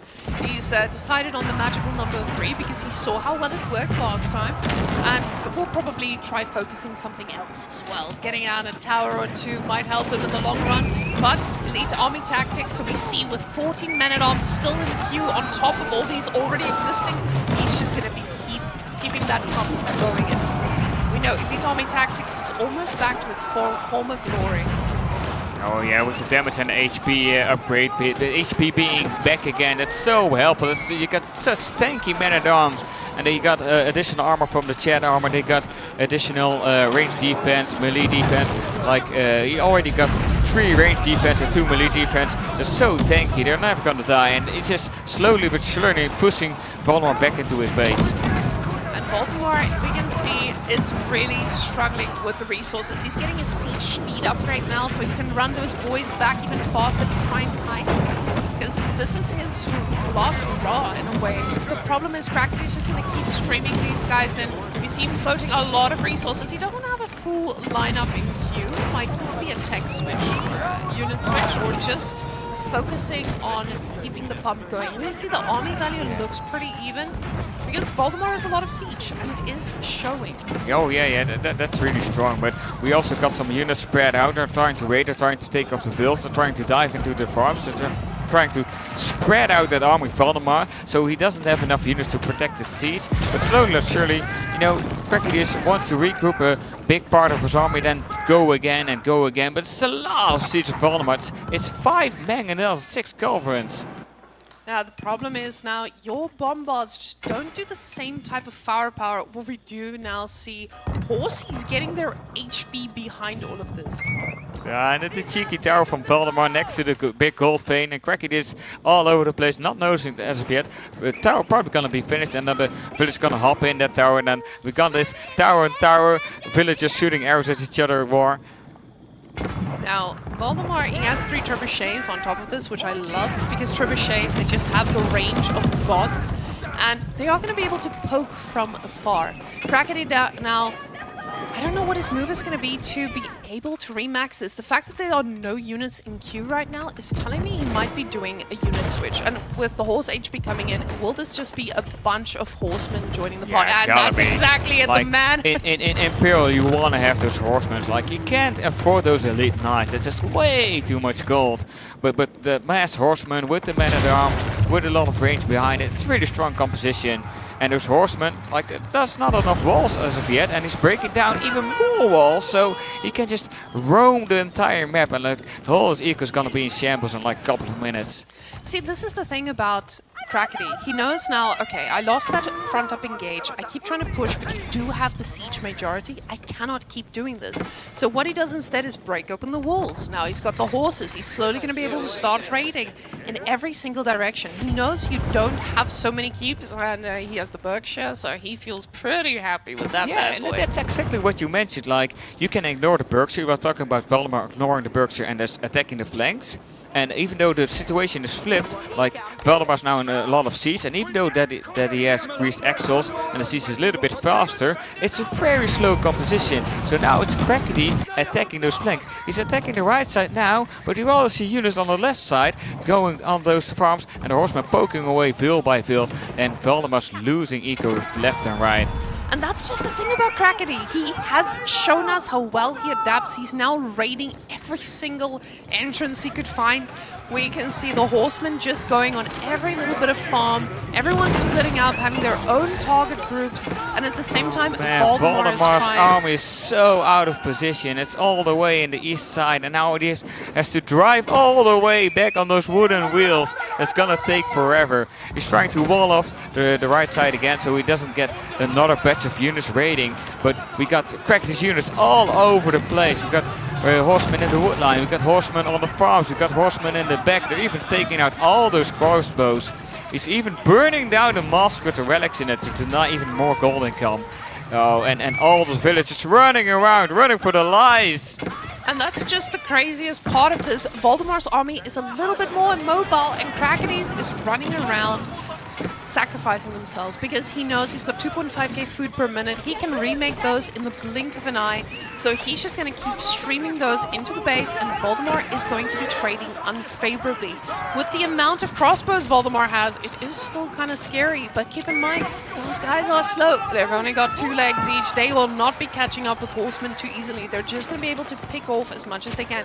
Crackedy, though, stop with the horseman production. Let's see what he does next. Crossbows, more horses, never mind. He just wanted to rest the finger. Like, he's just gonna open the right side again with those 3 bombers. He's just gonna shoot those walls, and then he can stream again. He's already got 74 vill kills. That's quite a lot. That's a lot of eco you need to replace. And it just takes so much time and effort and mind power to distribute that eco again, that you got enough food and enough wood and gold to make the units that you want. Problem is, Valdemar also doesn't have a civilization that does too well without that gold. They do not have those passive gold incomes like we see from the English. And when you drop below 100 vills at this stage of the game, it does get a little scary because you realize, yes, I'm going to have a bigger army, but am I going to be able to keep up with this production? Now, though, Valdemar's army is looking scary, and he's making this Berkshire look like it's made of paper. Oh yeah, it's real dicey for Valdemar. Like, he's going for the push, and he needs to do a lot of eco damage to salvage this game, because as like you said, in this state of the game, it's more attrition war than a micro war and trading really efficient for 2 or 3 units. It's like we got raiding in the back, we got raiding on the side again for Crackedy. But he also has to push back that scary army of Valdemar that's knocking at his base right now. Now the thing is, we talked about Crackedy's bank, but he spent most of that bank. The food villages are still firing away, but he sacrificed so many. The bombards, a little bit scared at the moment, I would say. They're trying to back off a little bit. And the thing is, Crackedy might have that build lead, and he might be able to get that food up a little bit more, but it's still really scary. He's trying to fight down those mangonels, because the mangonels do so well against this mass. But oh yeah, the bombers are there just to snipe the mangonels, but the Culverts are sniping the bombers instead, and the horsemen don't really do that well in that choke point, and all those men-at-arms, they want to hit them with the swords, but they just can't reach this. It's just a problem that they're not close enough, and the horsemen still trying to kill village, but they're meeting more and more spearmen. And slowly but surely Valdemar just pushing into the base of Crackedy, and he doesn't have any white tower in the base. He doesn't have the Berkshire in the base. It's only the King's Palace in the TC. Crackedy now producing as many units as he can. He knows he needs to just hold this. But I say just hold this, but it's not something you easily hold. Culverins are so good at dealing with this. We see on their faces, this is both full focus. Crackedy is eating his bottom lip right now. Valdemar looking in all the directions, trying to make sure that he can respond to all those raids. He's lost a lot, but he has the army mass, and he is doing that push. Let's see if he can finish this thing out, because his food is in shambles while Crackedy is still having a lot of income. The problem is he just can't get to the back line and make the units he needs to take this down. But you can see he's making that army mass at the back to try and do that final push. Crackedy's going full defense mode. You see the textiles coming, and he knows he just needs to protect his fields. He needs to protect his farm setup, and Valdemar's gonna look for those farms. Like if he can get on top of the farm economy, that's not only a lot of food you're missing in English, but also the gold from the closest that's not going to get taken, and then your eco is just gone. We already have 2 landmarks dead as well. He's going for the everything. He's going for the landmark snipe. He's going for the landmark snipe. Now this is actually probably his best chance at doing this. The horsemen are flanking, but are they going to be flanking back? It's only the TC left. The TC is being target fired now. The horsemen, though, trying to recycle back into this, but I don't know if they're going to be there on time. The villagers are pulled to try and repair, but it looks like Valdemar is getting it. Is he going to make it? Crackedy in shadows. No, they're laughing already. Laugh. He knows what time it is, and it's time for Valdemar's star to rise and shine. It was a destruction, as a wise man once said. And Valdemar is on the board. Crackedy, he smiles, you know. Yeah, the landmark He got victory. That's a really though, good snipe.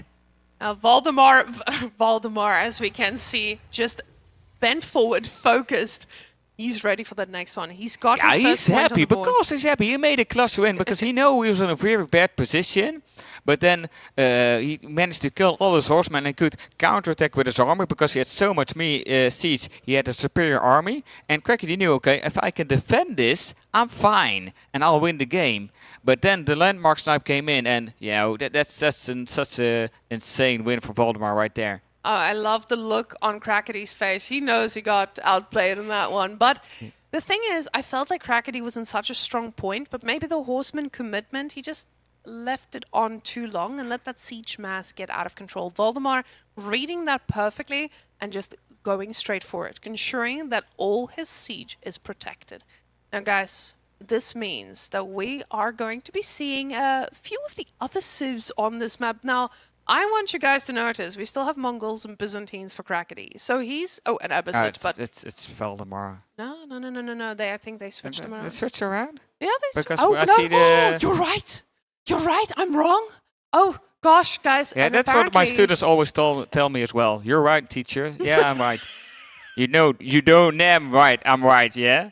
I need to know when to say I'm wrong, and I'll admit it. I'll take the L on this one. You got some good feedback. You got some good self-criticism right there. I'm writing it down right now. Thanks, brother. Yeah, we got another game. Like, that's the positive thing about it. Like, I like it when series go all the way, because that it's pretty close. It's equal, and I just like seeing playing them both. They're just so much fun to watch. Yeah, honestly, with these guys, they probably know Himayama pretty well. You guys, we all know Himayama pretty well. We've all been on ladder. We've all let me just not get my head knocked Himayama up. is a really good Mongol map.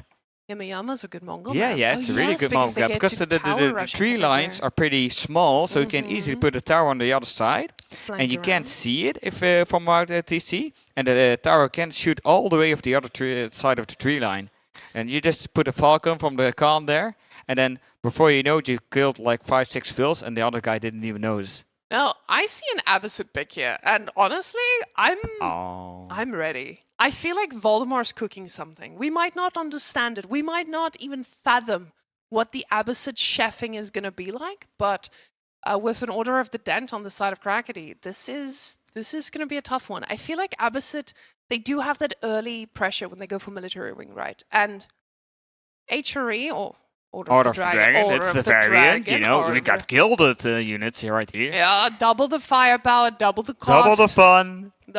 Double the loss if you do not control them well.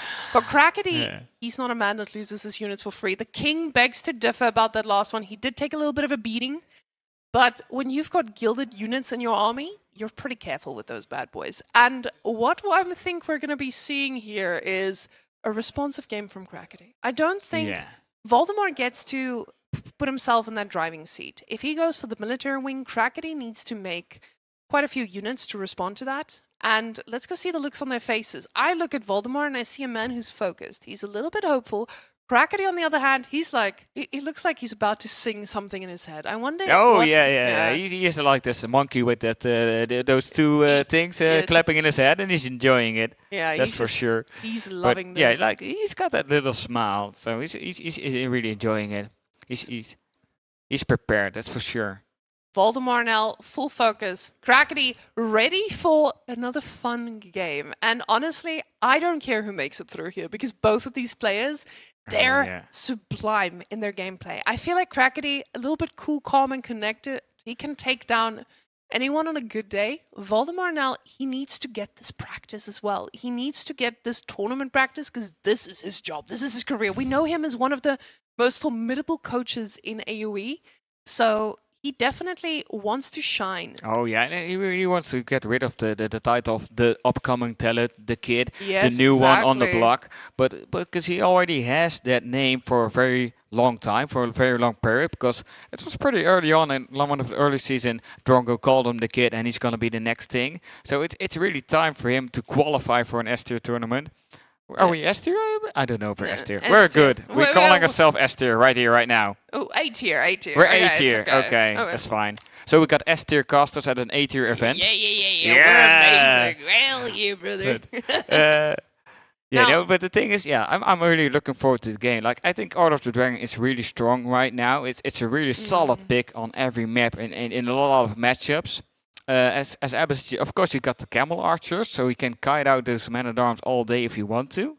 But the Order of the Dragon, they have so strong units, and with the Burgrave, they got so much discount. They even can go Regnus for the double relic gold income. We've got a little bit of insight here from the last game. If anyone is feeling nostalgic, we do get to see yellow graphing. Love that. We all love a little bit of yellow in our life. Valdemar really dominating on the army side. We didn't always feel it going that way, but it definitely shows that he had the army composition for a while, and he did not hand it over to Crackedy at any point. Even though Crackedy, he was drowning in a lot of food, Valdemar just spent his resources very, very wisely. So yeah, that was a really, really good push for Valdemar, because he saw the eco count going down, and you saw that Crackedy has more eco in general. So he took the opportunity with the military push and finished the game just in time. Yeah, you did not want to play the late game against someone who has 30 more villagers than you. Now, no, that's counterproductive. Like, that's 40 resources a minute, 30 villages. It's 1,200 resources a minute you're missing. That's not good. I need to ask you, do you teach math? I do everything. Like, I teach language, I do music, I do crafts, I do math. But math is one of my favorite subjects for sure. So if you have to do the math on this right now, who do we feel like has the better odds of making it out of Himayama right now? Oh God, that's really I'm calling difficult. him out here. You have so many factors to take into account. You got the Civ matchup. You got how many sheep you're gonna get in the early game. You also got the player influence. Like they're pretty equal in skill, I think. So it's gotta be. It's so close. It's so difficult to predict. Now, Crackedy on Order of the Dragon. I feel like this is a civilization that if you... Oh my goodness, this man, he doesn't like the meta. He is the kind of guy who makes things happen. He gets that early game fishing. And guys, those villagers are the spiciest ones in the game. They love getting a little bit of external resources. And Valdemar will scout the TC. He doesn't see any shenanigans happening under there. Might be questioning himself, his sanity. But he will be running into the boys on the water. And he saw them right there. Because that's also a thing Order of the Dragon villagers love to do. They love to open up on the deer, or in this case the fish. Because their villagers gather faster. So you eat the deer quicker, you eat the fish quicker. And by the time your opponent has some military units out, you already got so many resources, it's worth it. Yeah, in this case, Crackedy now getting that little bit of a lead, I would say, just because of the faster gathering rate with fish, but also you're saving your food sources for a little bit later. Now, we do see our players getting switched around. Don't worry, we didn't move them in the middle of the game. They were sitting there tightly, living their best lives, just focusing on getting all that food. Now, Valdemar, he did his little circle, trying to see what he gets. We'll see what Mr. Crackedy has in his base on attached to his deer. Pretty even loot at the moment, though. Yeah, but it seems like they both have like 5 sheep. And it feels like Crackedy now has the rest of the map to explore, while Valdemar's might be trailing behind him. And as I say might, he's doing exactly that. Economic wing getting chosen here, so we won't have that early pressure from Valdemar.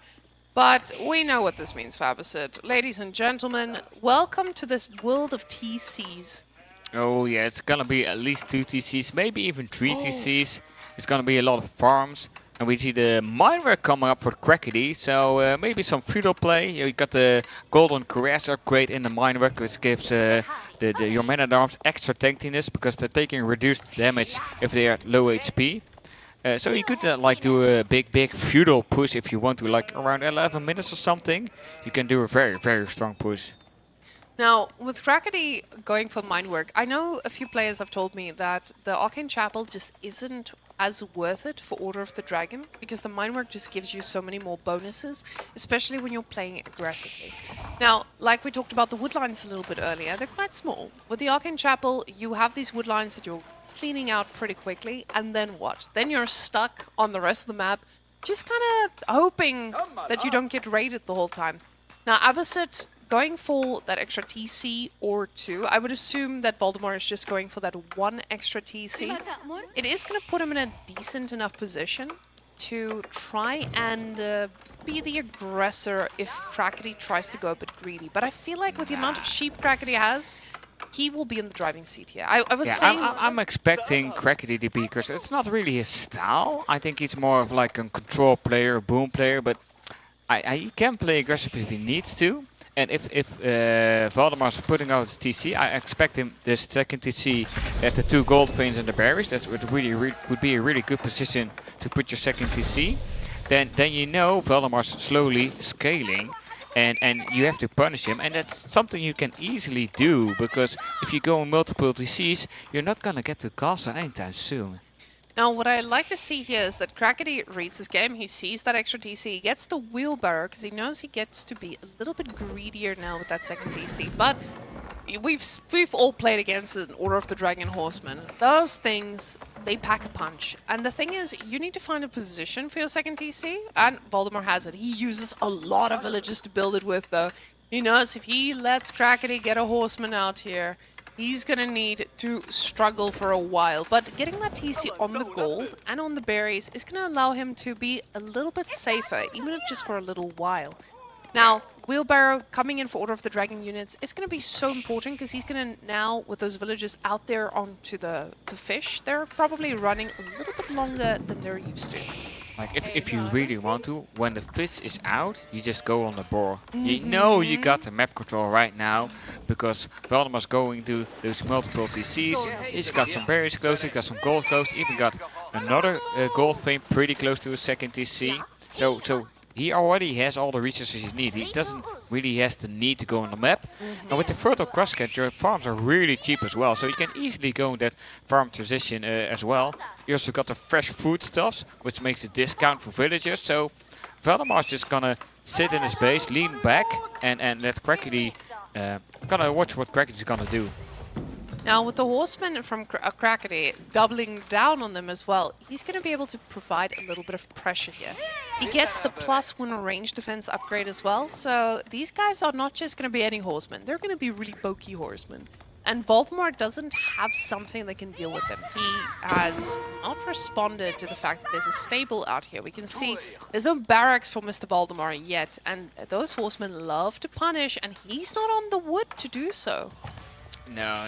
Crackedy's, I mean, Valdemar's going really slow. He's focusing on eco first, trying to get a lead that way. We've got the first horseman coming in. It's gonna charge and hit that villager in the face.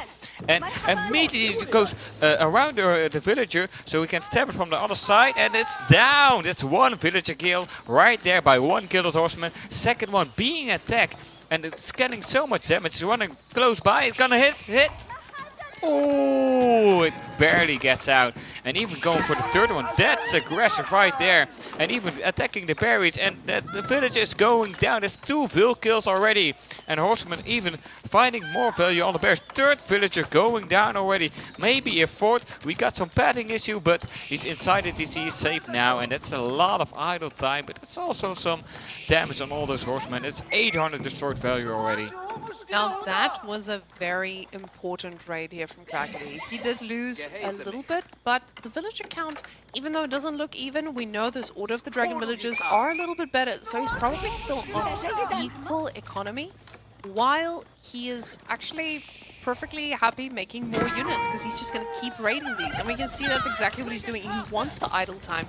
He wants to delay him, but those units are so expensive. It's so hard to justify just losing them. Yeah. It always feels bad if you're like losing a horseman or losing a knight, but we got another raid on the gold. It's raiding on top and on the bottom, and he's trying to raid at the same time. Like in the perfect world, you're hitting the bears and Hula at exactly the same time, because you get that ping notification. He has to choose which village is going to try to save first. We see Spearman coming out now, but Crackedy already has multiple archers, and archers are so good against Abbasid. And even the gilded archers, if you get to castle, you can get that dragon skill upgrade for extra range defense, and they're so good. We can see Valdemar on the left side. He's focused, fully focused. Him bending down a bit forward, and he's just trying to stay on top of this. Like you said, with him attacking on both sides, this is so hard to consistently defend. He's getting the spearman out, but again, a lot of idle time here. So even though he hasn't gotten a lot of kills just yet, he definitely has gotten the idle time he needs. And the horsemen pick up yet another one. And another one. And another one bites the dust. And another one gone. And another one gone. 6 villages bites the dust. Now, Crackedy is probably living a very, very happy life now, as the archer transition is going to work perfectly when he starts running across the map, running into these spearmen who are just living their best life, thinking that everything is going to be okay. Horsemen of his own coming out now from Valdemar, possibly to deal with those all archers, but he does see the boys, the horsemen going straight for them. 2 of them going, well, that was like that's expensive. Like Valdemar scouting those archers and scouting, and immediately he builds another stable to make the counter unit against those archers, because Crackedy is coming from with the ram. Like you don't see that often anymore, rams in pro games. That is disgusting. Ladies and gentlemen, I am so sorry you had to see that. Stealing the deer on the other side of the map. We do not condone yoinking your opponent's deer as greedily as this, but it's beautiful play here by Valdemar. He knows he is in the driver's seat, and he can most likely control this. Now the horsemen, they have to chase behind, but Valdemar has more horsemen in queue. Those horsemen just trying to cut off the reinforcements. The problem is, the Order of the Dragon horsemen follow closely behind. Yeah, Crackedy got a lot of issues right now, because he has to protect this reinforcement line. He has to do damage, because Valdemar's already scaling for a couple of minutes, so he's getting behind more and more as we speak. And he doesn't have the right units off yet, because we have Valdemar's horsemen coming in, and they really counter those gilded archers. But Crackedy doesn't have any spearmen, so he can't really protect those gilded archers. That's gonna be a huge issue. Now, the farm transition as well from Valdemar, keeping in mind that he did go Eco-Wing, so the farms are a lot cheaper than they usually are. He is very happy with his economy. He knows he just needs to hold this, and he should be able to take it all the way. But now the problem is, Crackedy's army is scary. 2 rams, they are very scary when accompanied by gilded archers. The villagers do get pulled inside. He brings the spearmen forward, but the archers are target firing them instantly. Horsemen pulling back. They do take a little bit of damage here, and they want to provide that pressure while the archers firing down. We can see now the horsemen trying to flank, getting on top of the archers, but they've targeted down most of the spearmen. Only 3 remain, more in queue, but the gilded horsemen are doing some work. Crackedy's still quite ahead in the military, and the rams are firing away. But the problem is, it feels like this army is mostly cleaned up here at the front. Oh yeah, it's gone. And it wasn't even... I didn't feel like the horsemen were on top on those archers from the start, like they were attacking the rams and the horsemen of Crackedy. But he still managed to clean up. He's gonna save his TC. The 2 rams are gonna be gone. Even that low HP horseman probably gonna die. And now you're reset in the army count, and you're behind on vills. The problem is, Crackedy now needs to switch to something else, and him going into going a barracks this far ahead. You know he's all in. This is not going to be a game he's going late game for. Valdemar, you see him sitting forward. He knows he's ahead. He knows I can do something about this. I help this push. Let me see what I can do. Now, Spearmen coming out now. He doesn't know that they're of the Dark Age variety, so he's going to pull back instantly.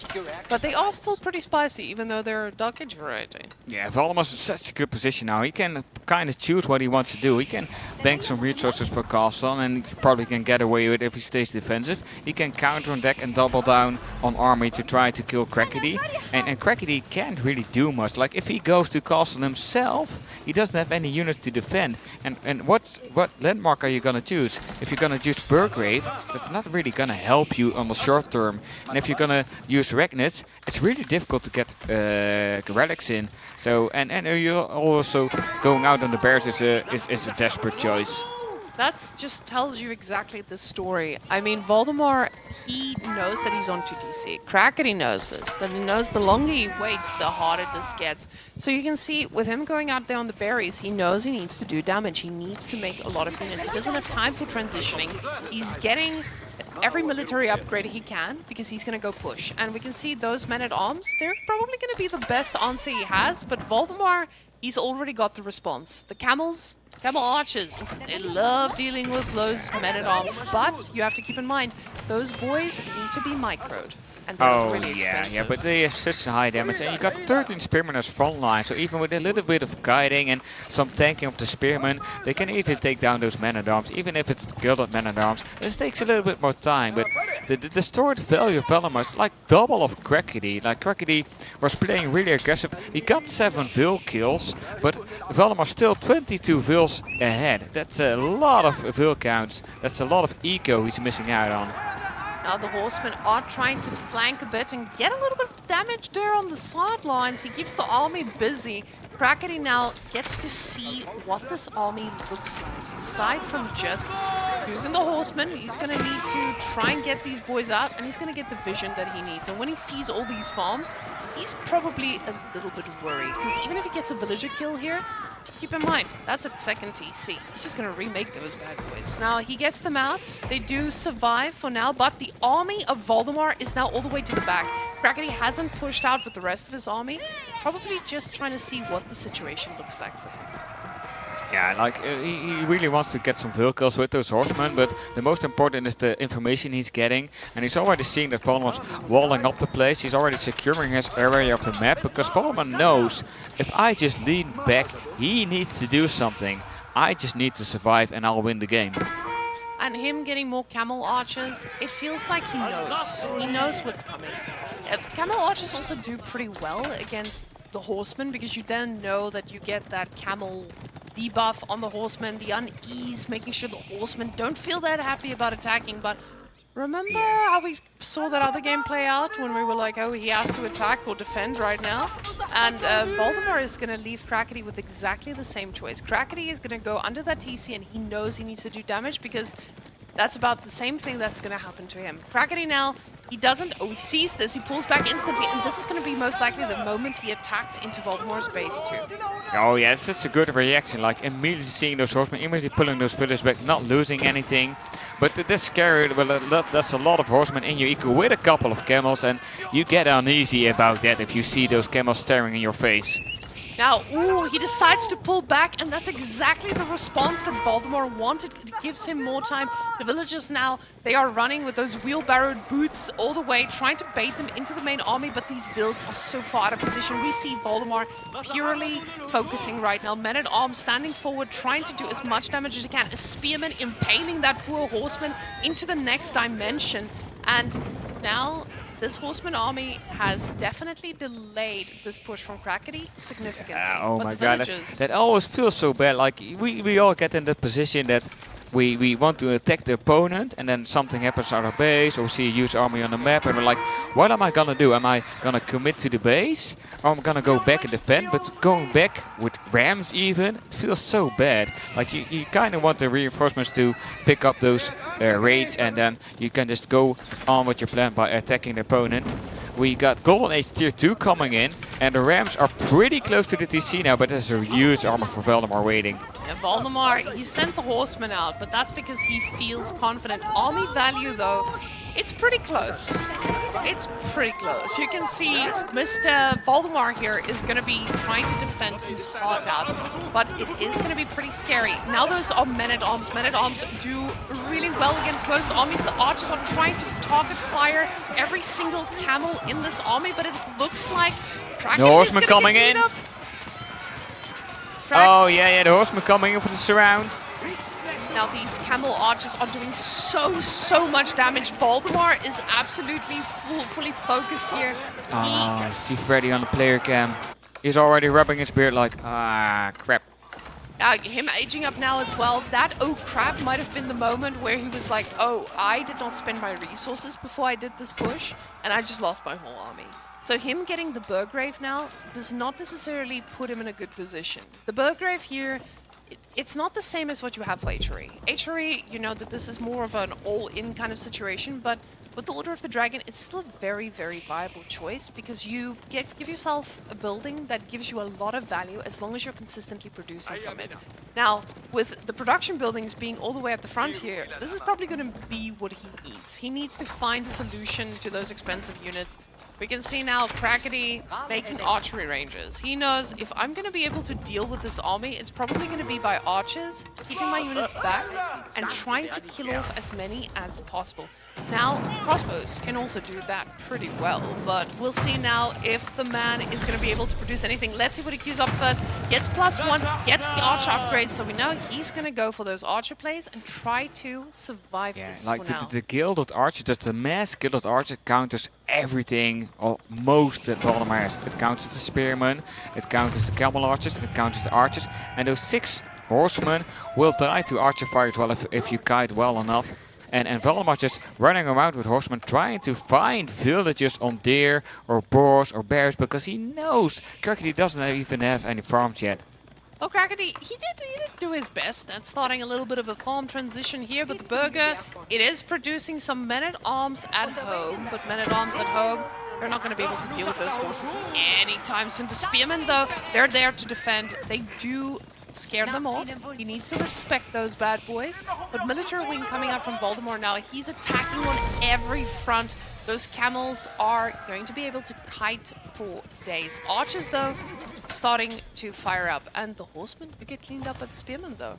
Oh, yeah. Horsemen connecting with spearmen, that's always a bad idea. But Valdemar was just pushing back a little bit for the upgrades. He's taking the boot camp, the infantry upgrade. He's going to take the upgrades for the military units. And then he's going to go back again and attack Crackedy's base, trying to get those fills, trying to get those units, trying to finish that game. Do you see what Crackedy's doing, though? This man, he's in a different dimension. He's cooked all the way to Imperial. He realizes, I'm so far behind. The only way I win this is if Valdemar doesn't kill me in the next 10 minutes. while I'm on Swabia, trying to catch back up. Yeah, this is YOLO play right here. Like, this is a Hail Mary going for the Palace Swabia. That gives a lot of discount on the fills, produces fills really, really fast, and then hoping to be left alone for a couple of minutes so that he can skill back into the game. Valdemar is not giving him that time. You can see the upgrades that he has in queue, the resources he is spending. He is ready to push, and he's gonna see this now. He's gonna see, oh, my opponent's being greedy. Palace of Swabia now clicked up, but the camels are in position. The archers not in position, and he's gonna be able to pick a few more off here. This would not surprise me if Crackedy decides to call it right here, because now the army is about to sandwich him from both sides. The archers now getting into position. The spearmen trying to catch up with these guys. The palace in shambles right now. He's pulled 22 villagers to try and build this thing. And he's going to be able to. Oh yeah, he'll be able to finish it, but the army for Valdemar's right next to his base, probably right next to the Swabia. And I like how Valdemar just tagged the Palace Swabia, so he couldn't cancel it anymore. He has to build it right there, and now he's Imperial, but he's got a huge army in his base. And doesn't matter what the units are, Skull and Spearman just poking it away. It's just such a huge amount of units. The Gilded Archers trying to pick off, getting as much value as they can. But we got also Camel Lancers even in the mix, chipping away at those said Gilded Archers. And villagers standing still next to Monarch, getting healed, but it's not enough.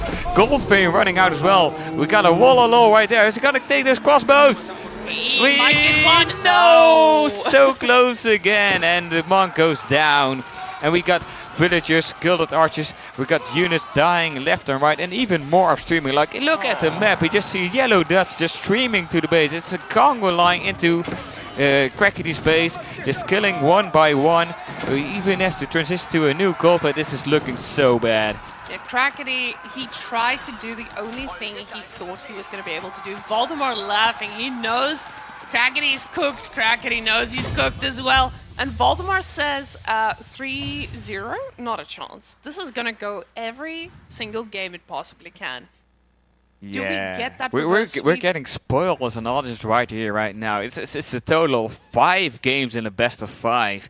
That's as an organizer of the event, of our caster, you can only hope to get all the games.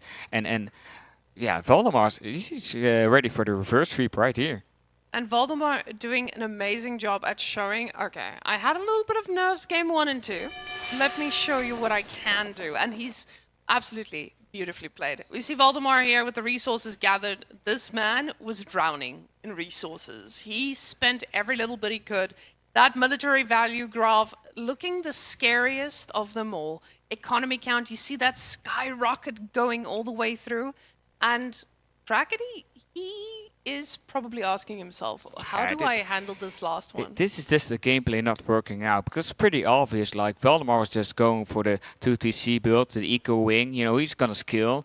And Crackedy, yeah, we felt like the opportunity to do feudal all in, and he was pretty confident he could take out the second TC and the army of Valdemar, but it failed. And then after that failed push the first time, it's so difficult to regain control again. And then slowly but surely, you feel the game slipping out of your hands. Now, Valdemar and Crackedy, both these players they know what's at stake. This is the game that decides who gets to join the caster disc and who goes through to the main tournament. So Valdemar and Crackedy, they definitely want to be going all the way. Because even last place here is going to be walking away with something that most of these players have not all walked away with. A pretty decent chunk of change for them. It's not about just the money. It's also just about the fame. Just saying that you made it to the main event through the offline qualifier. You got bragging rights over all those other players that were playing in the offline qualifier and didn't make it. And you've got the experience to play top level players in the main event. And you know, I would love to do that as well. I'll be honest. On Gorge though. I don't know about you, Twitch chat, but Gorge, for me, I love that map. I feel like you have so many choices, mostly, but I feel like as Mr. Crackedy, you have Japan and Ottomans on this map, not necessarily the top picks we have out here. Japan being Byzantines for Valdemar. Ooh, Byzantine Ottoman gameplay. Now, most of us are pretty scared of a good Byzantine player, but Ottoman has shown a little bit of punishment they can do in Dark Age. So I don't know if we'll get some Dark Age shenanigans, but I wouldn't be surprised to try and deny those berries. This is something I feel like Ottomans has a few more answers for, and Byzantines, they have a pretty standard, slow-paced, ramp-up kind of playstyle. So on Gorge, though, I feel like it's all spawn-dependent. You want to see what your opponent's spawn looks like so that you can decide what the base of the game is going to be.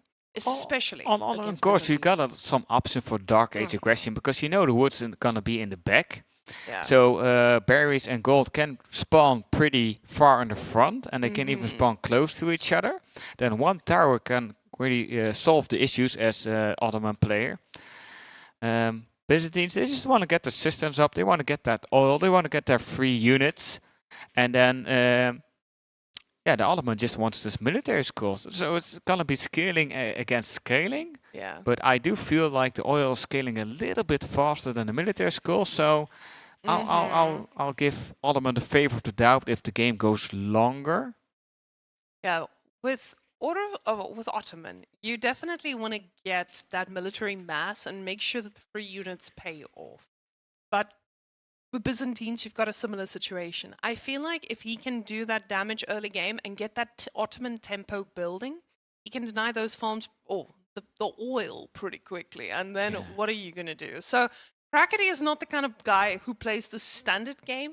So I'm expecting to see some Crackedy level shenanigans. And now I have my answer about that Mongol pick. Valdemar knew Crackedy would do something crazy with Mongols, and he got rid of it. He didn't want to play it, but he got rid of it. Yeah, that's probably the thing. But you know, I'm curious about what's gonna happen. Like he could even gulp if he wanted to. You know, you got the Jiggly build right there.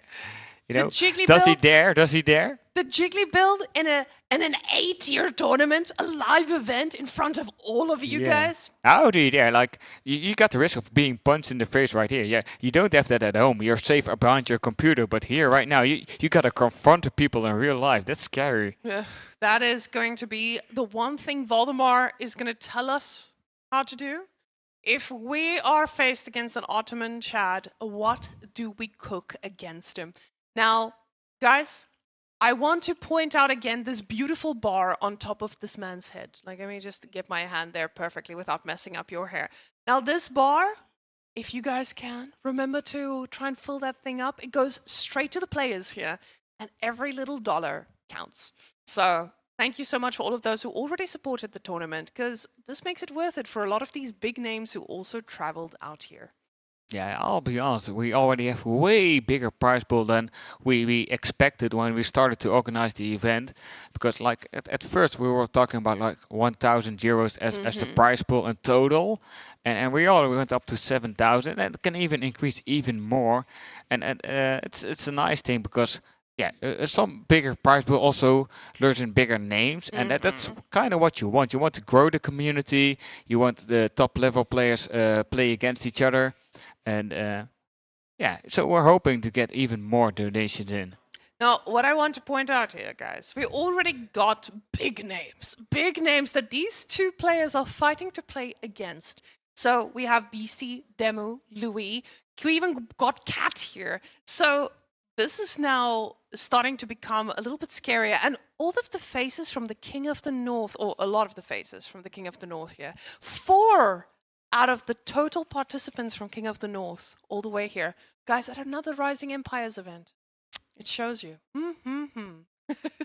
Yeah, probably Scandinavia just has very fruitful grounds. Like there's some good water there, I guess, because it's producing a lot of good players. But we have Demu, we have Cat, we have Louis, we have Beastie. Kiliardi is also coming. We got Balltune.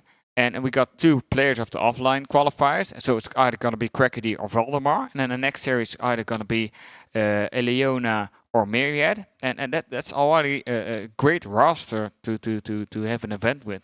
Now, I was talking to Beastie about this a little bit earlier, and he didn't know that they were all going to be on the same side of the bracket. And his call was going to be Myriad Eleona to qualify. So now we're actually going to ask ourselves which one will prevail. So we'll see which one of the 2 actually makes it out. But guys, that's going to come up in the next series. So we see you guys redeeming those contributions. Thank you again. And thank you from the players' side as well. I'll thank them on your guys' behalf. Then Yeah, we'll give them a quick tap on the shoulder. We'll give them a handshake, and if we get big donations, I'll even give them hugs. You know, I'm not afraid to hug a guy. how much prize pool do we need for you to shave your head? Shave my head? Shave your head. No. That's not gonna happen. Ladies and gentlemen, and everyone else that is here today, animals, let's all unite for a little bit of horde. Gorgeous. No, I lost it already. No. I was gonna compliment your enthusiasm. You're hyping it up, and we already have a scout scouting the TC of Crackedy here. But go on, come on, kill it! Oh my gosh! And Valdemar, he goes straight for the TC. He wants to see if there are gonna be some Dark Age shenanigans. And what color is he? What color is he? He's yellow, and he's playing. He's playing Byzantines. He's playing Byzantines. That's the down. And in the color teal on the east side of the map, playing as Ottomans, as the one and only Crackedy here! That was a lot of excitement. Wow. I think you have energy for both of us. Oh yeah, I just love the guy, you know. I just want to pet his little millimetered head. He looks so cute. That was definitely a statement, sir. I feel like I feel inspired by that. Yeah. At the football squad, we always say a little bit of gay is okay. So Crackedy dealt with the very normal military school opening. Now we have seen good old Byzantines barracks in Dark Age, but Crackedy says, "No worries, son. I'm just gonna do things normally." So getting those spearmen out in the early game, they're gonna take a while to produce. So this doesn't spell too much danger for Valdemar, and he is gonna get his normal age up. So we can see now with Valdemar, he scouted aggressively because he knows Ottomans can pull some shenanigans.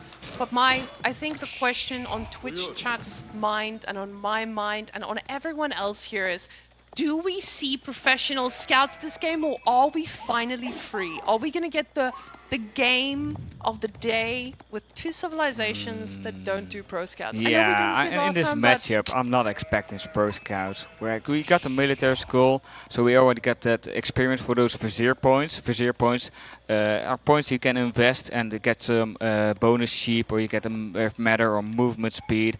You get a special tower, you can get additional janissaries, you get an additional military school.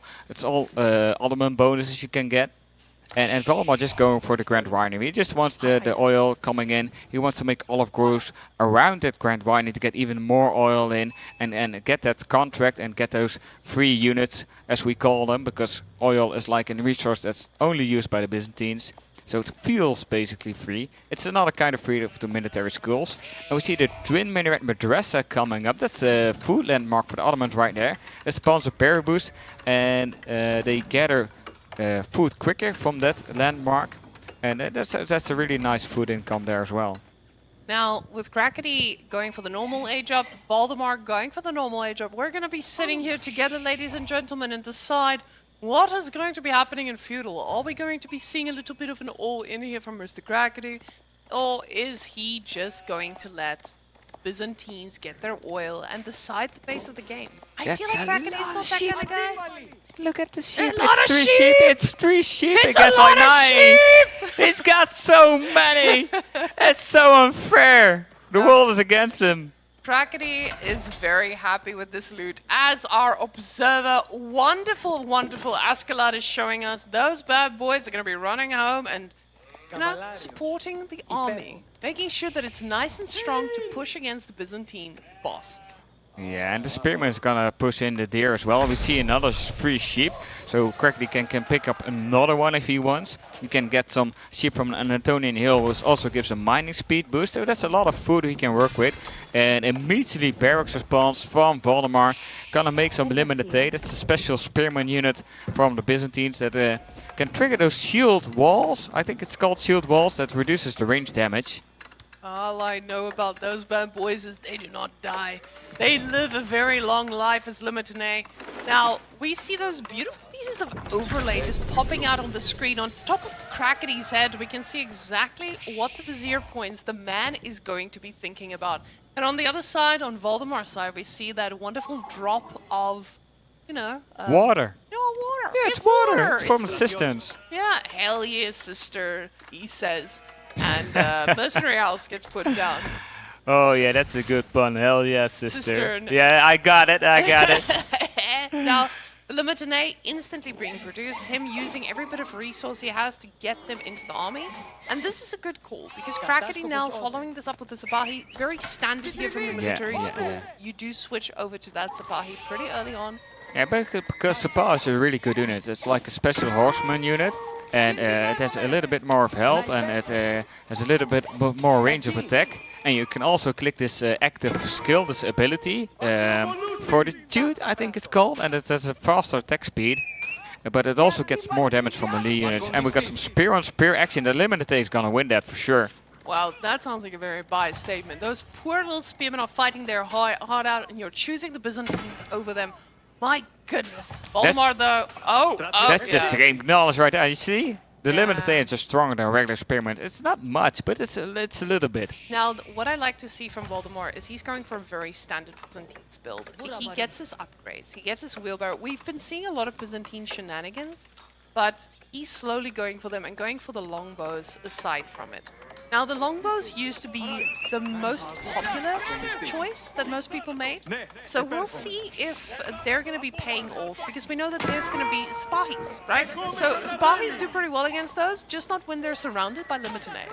Yeah, and then the thing is with those batches of longbows, if you get 2 batches of longbowmen and a lot of Limited and some archers, you got such a strong deadball that you can do a really strong push. And that's a timing that's really tough to beat. Oh, and the Spahis, they're out. Vechter has joined the party as well, and they're going to be chasing those down. That Spearman has been damaged a little bit by another one, but you don't want to be taking too much damage on the Spahi either. Oh yeah, and the Mechter on the attack speed buff, because you got 3 buffs. You can either buff the attack speed, you can get additional range armor, or you can get melee armor. And the Mechter, I don't know if it's the Vizier Point Mechter or if he made one. Yeah, we'll find that out in a moment. Mr. Overlay is probably focusing on that button as we speak. Sapahi's now trailing right around the map, going straight to the base, trying to find some damage. But the thing is, those longbows, they're going to be surrounded by the boys. And when I say the boys, I mean those beautiful Lemonade who love to take a good fight. Mechter, you don't want to be losing that. Oh no, and immediately trying to snipe that Mechter, because that boosts the army by pretty much a big amount. And we got a tower on the gold, and we also got stone gathering. So he wants some stone for the military schools, but he also wants a lot of gold. He already got 4 villages on the gold, so he probably wants to skill into castle pretty soon. Now, you might think this looks like a castle, but I feel like this is the responsible choice here from Crackedy again. I'm going to call this responsible castle.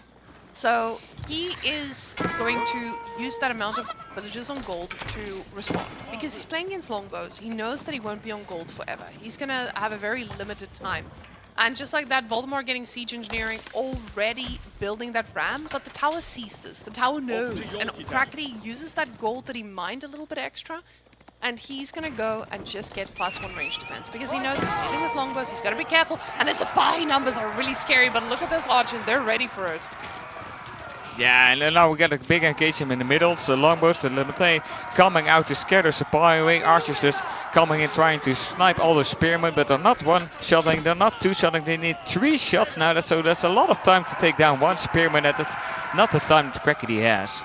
The thing is, Crackedy wants to let those 3 units do the talking, but Valdemar doesn't mind that conversation either. He gets the arrow slits on that tower too, because he knows if he wants to deal with those longbows, he's going to need that little bit of extra range that he gets from the tower when it gets fully reinforced. He's on the stone for a little bit longer than planned, and we'll see if he tries to back and get a little bit back on the gold there. Yeah, but that's what we're talking about. They're so quick with their decisions. Like, Crackedy's like, okay, I can't defend this gold thing right now. I'm just going to put those 4 vills on stone, so I have enough stone to upgrade the tower. I have enough stone for my next military school. And villager getting sniped. 1 villager right down. And it's not a ram, it's a Fire him! Fire him! Now the problem is there is a round happening at the same time. The Spahi's really scary, but the Limitanae are doing such a good job. Keep in mind those Limitanae, they can activate the shield wall, which they have when they move so slowly. They take even less damage. We see those archers barely even tickling them, and the longbows get to snipe back. Now he does get to destroy that tower, but at the cost of a ram, I was about to say, but no, the ram does look like he will be running out. The Sapahis are so focused on just kiting and trying to force off those longbows.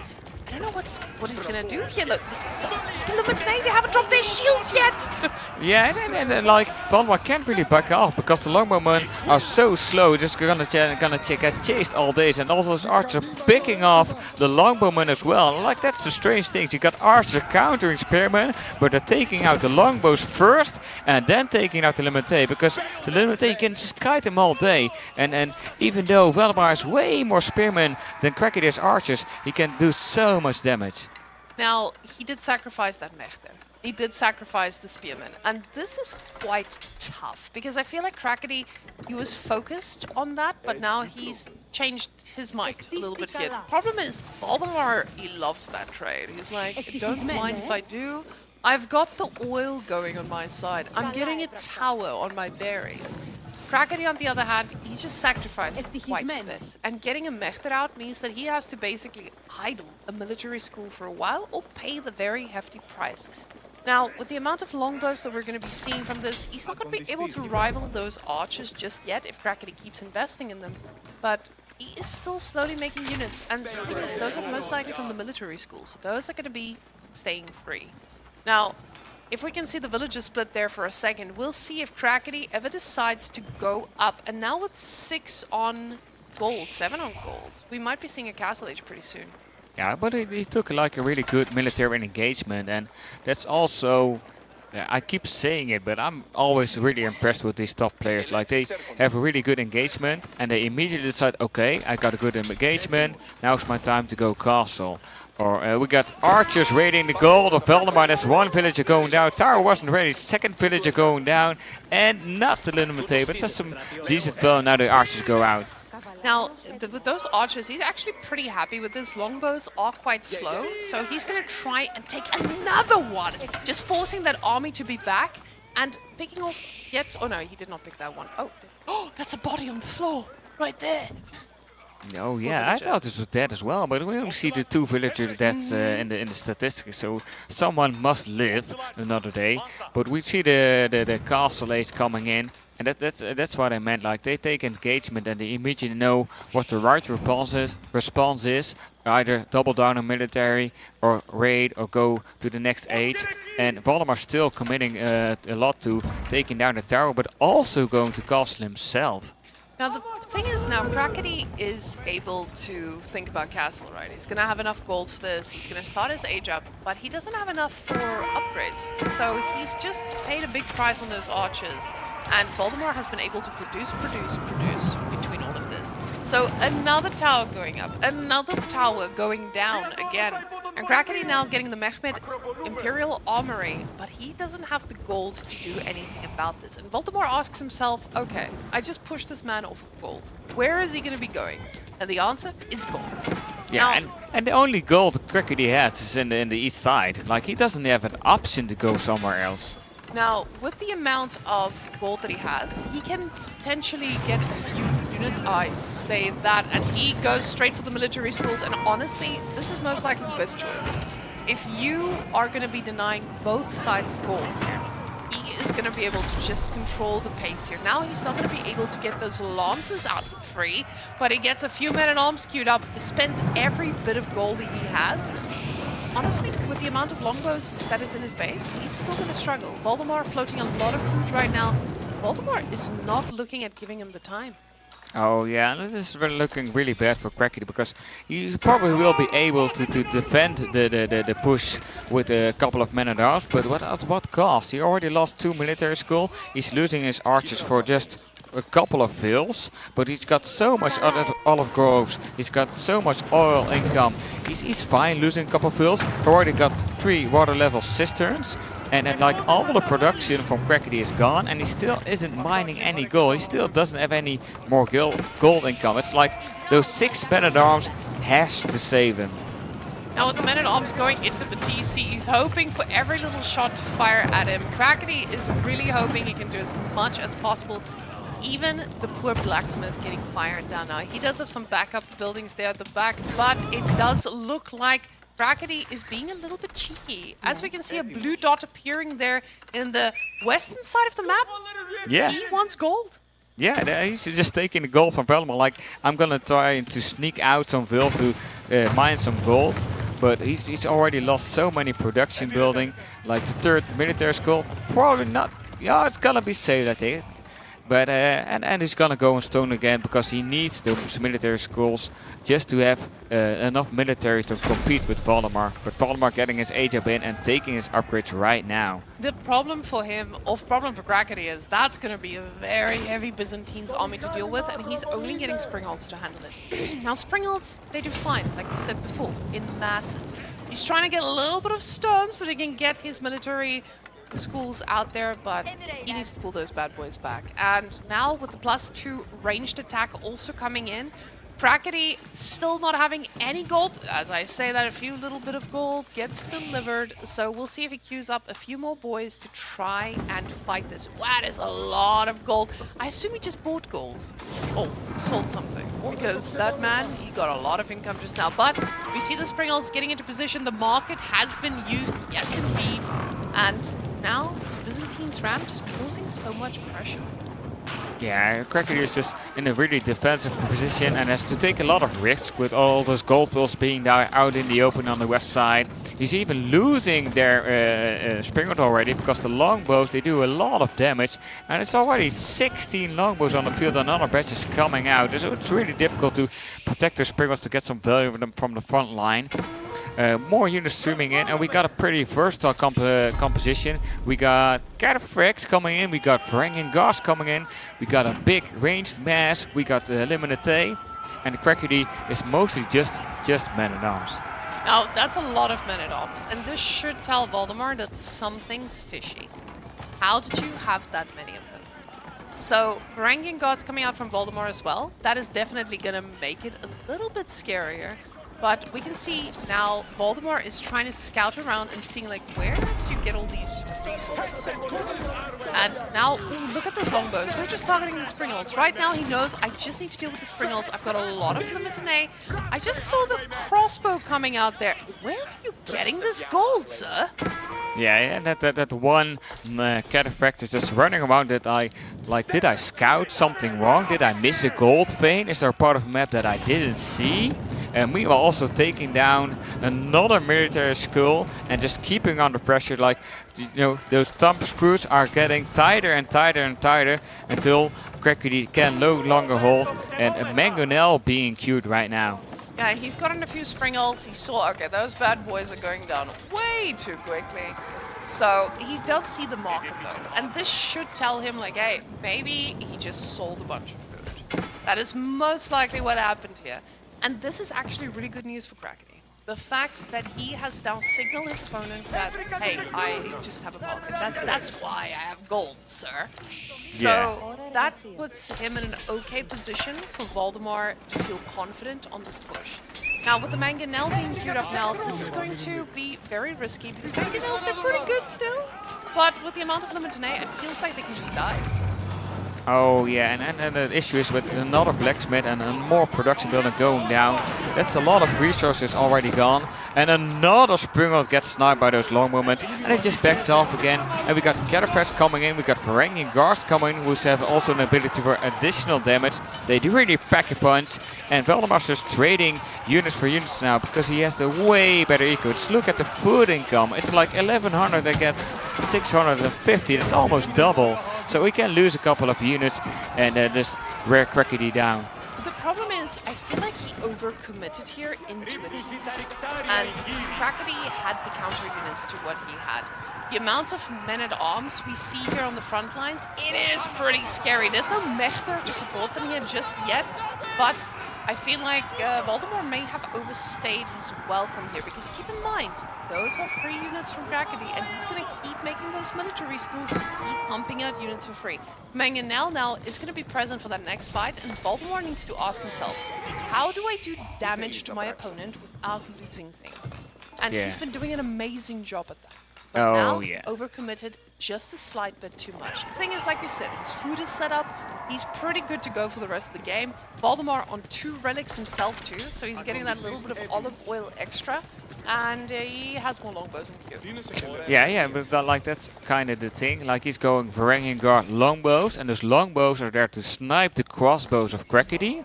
And his men-at-arms, the Varangian Guards, are better than the Ottoman men-at-arms. And the longbows can also snipe Springles.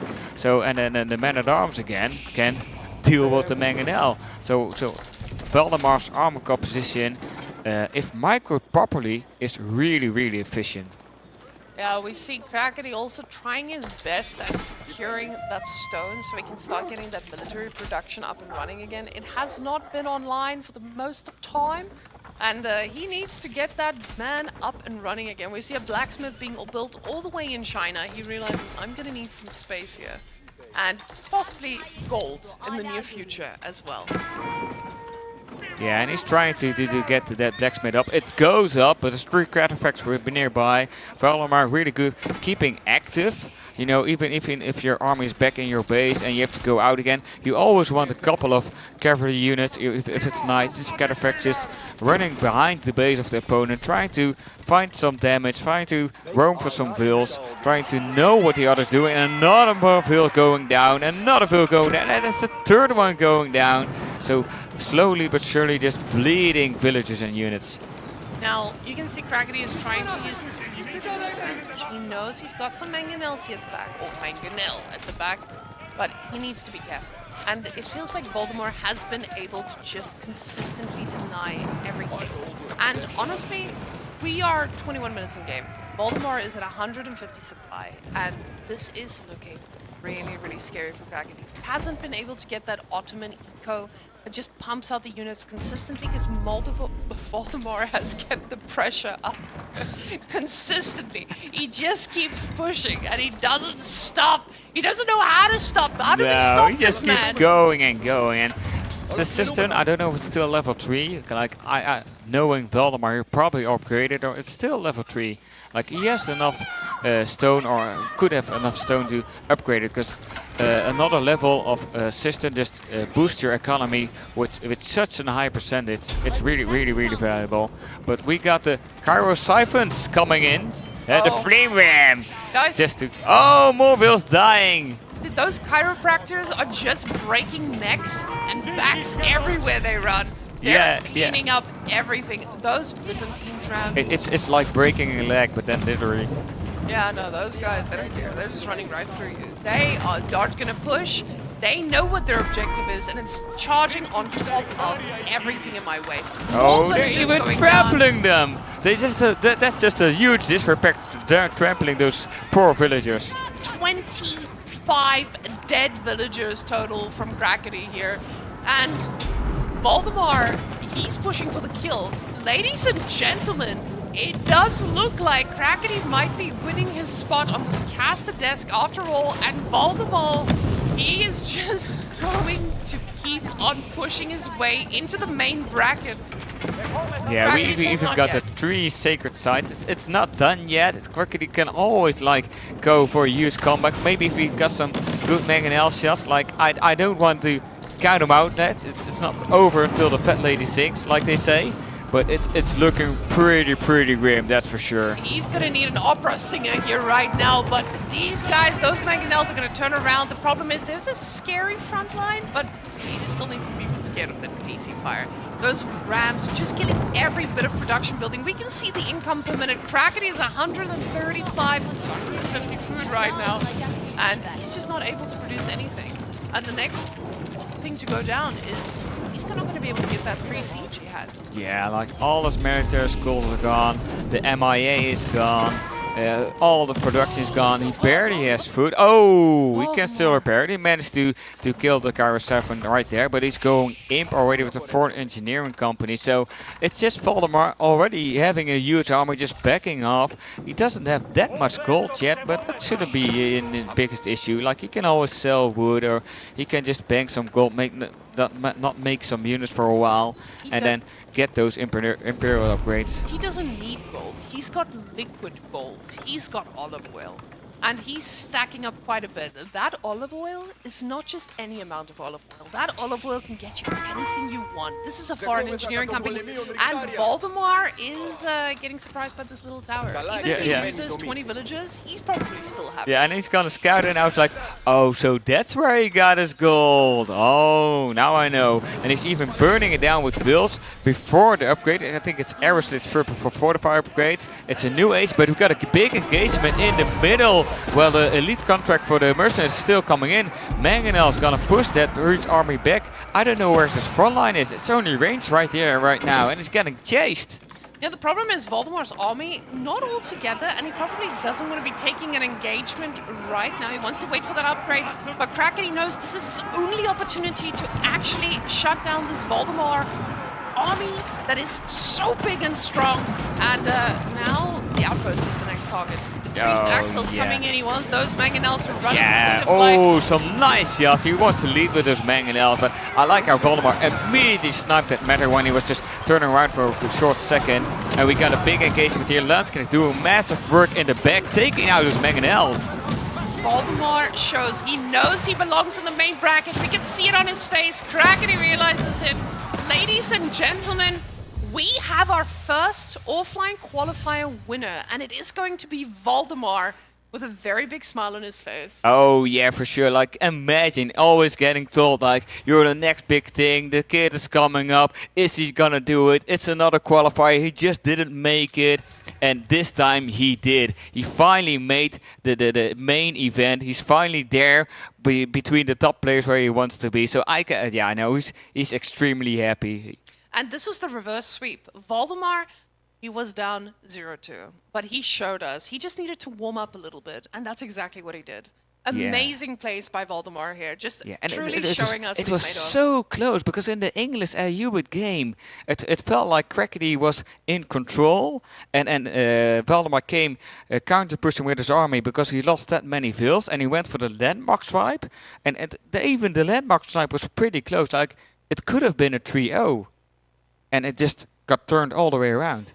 Crackedy, he looked very confident. He looked calm, collected, and Valdemar just kept that focus all the way through. So guys, that will mean that Valdemar has some pretty scary opponents ahead, and that will also mean we're going to be going into our second qualifier pretty soon. Hello. Yeah, we got sound with Valdemar. Do we hear him? Do we hear us as well? Hello, hello. Okay, yeah, I think it's very well. So first of all, congratulations with the win, man. Thank you. You know, that's something really special. How do you feel? I feel I'm very shivering right now, jittering. I was completely mentally failing after the second game, so I was when I finally won that late game Ayyubid, I was just thinking this is possible now. But before that, definitely not. After losing the first game with the Chinese comfy pick, I didn't think I would make it. Yeah, we really could see the nerves on the player camps as well, because, you know, offline events, it's a little bit different than playing online. And like we talked about, how many times they were said, okay, Valdemar, he's the kid, he's the new talent, he's the next one to make it to the main event. Yeah. And now you actually did it, so that must feel amazing. Yes, of course it does. Yeah. It's probably one of the rare occasions where I make it to group stages for a bigger event, and I'm really happy that the practice paid off. This was the goal for me, to get to group stage, and I'll see where I can take it now. Okay, so let's take a quick look back at the games. Like the first game, did you go in it with your best save, or do you like, okay, I'm gonna play Chinese first, so I got some trick plays behind that, or what was the idea behind the draft? The thing is, the draft felt extremely good for me.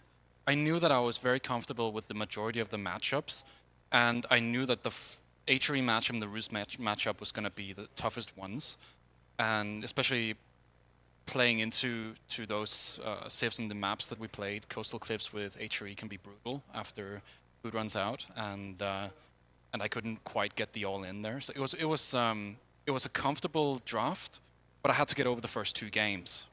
If I didn't get over the first 2 games, meaning mentally, right, I wouldn't have made it. But I knew that if I kept going and I won this 3rd game, that I would be feeling super good about it. Yeah, because we saw you play really well. Like if you take the French and H3 game, for example, it was a really good methodical game. You know, just go in French, you go the knights, you make the archers against the spears, and you were just like roaming around trying to find like an entrance to do a lot of eco damage. But it seemed to us that you just couldn't find the best entrance. Like, can you explain why you couldn't dive? I think it was a problem for me that I had. First of all, a little bit of a macro issue with too much on wood, where I should have probably just have gotten even more knights, because I was already one-shotting archers, spears. But I think the majority problem was I was not quite expecting the crossbow spear transition after he opened a few horsemen and spears in the feudal age. That was very... I did not see that coming. So I think I over-invested a little bit into spears there, and they couldn't, of course, do anything. So that's at least good, an army composition switch from Crackedy. Like you see that all the time, like a player switching composition and then keeping the units in his base until he has enough knights or spearmen or whatever, and then surprise the opponent with it. So that was a good play for Crackedy. And then we go into the 3rd game. We got English against Ayyubids. How did you feel about that matchup in the start?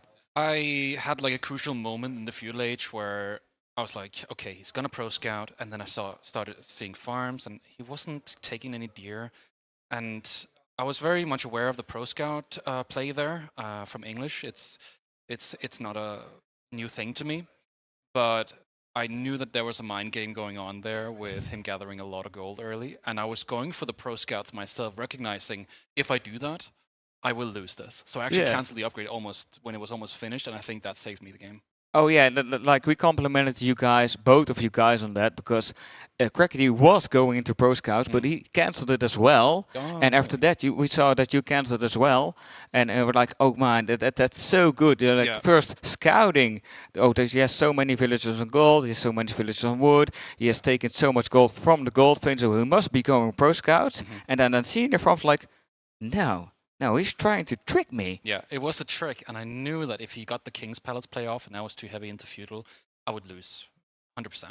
Yeah. So it was about avoiding that and getting a decent late game advantage through relics and second TC myself. Yeah, because like in the mid game, we felt that you were really in control because you were starting to wall off certain parts of the map. You had keeps on both of the gold veins. You were starting to make the farm transition.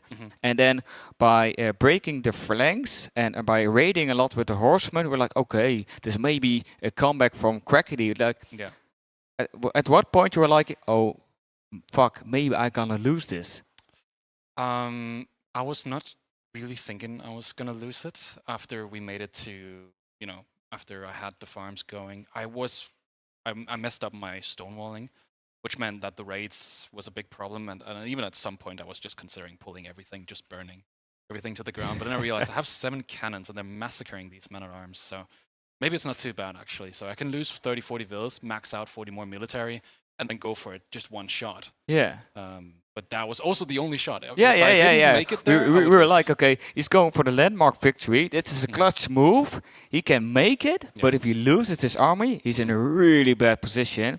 And at the end, like, most of your army was gone, but all your covenants were still alive and took down the TC, and he couldn't out-repair the damage. No, it was a very desperate play and worked out. Yeah, but that's the clutch mentality we talk about in sports. You're gonna need that, especially in offline tournaments, because we talked about the playing field today in the offline qualifiers. We had so many good players, like with Core, with you, with Myriad, with Eliona, and you're all pretty equal, and you can all beat each other on a good day or a bad day.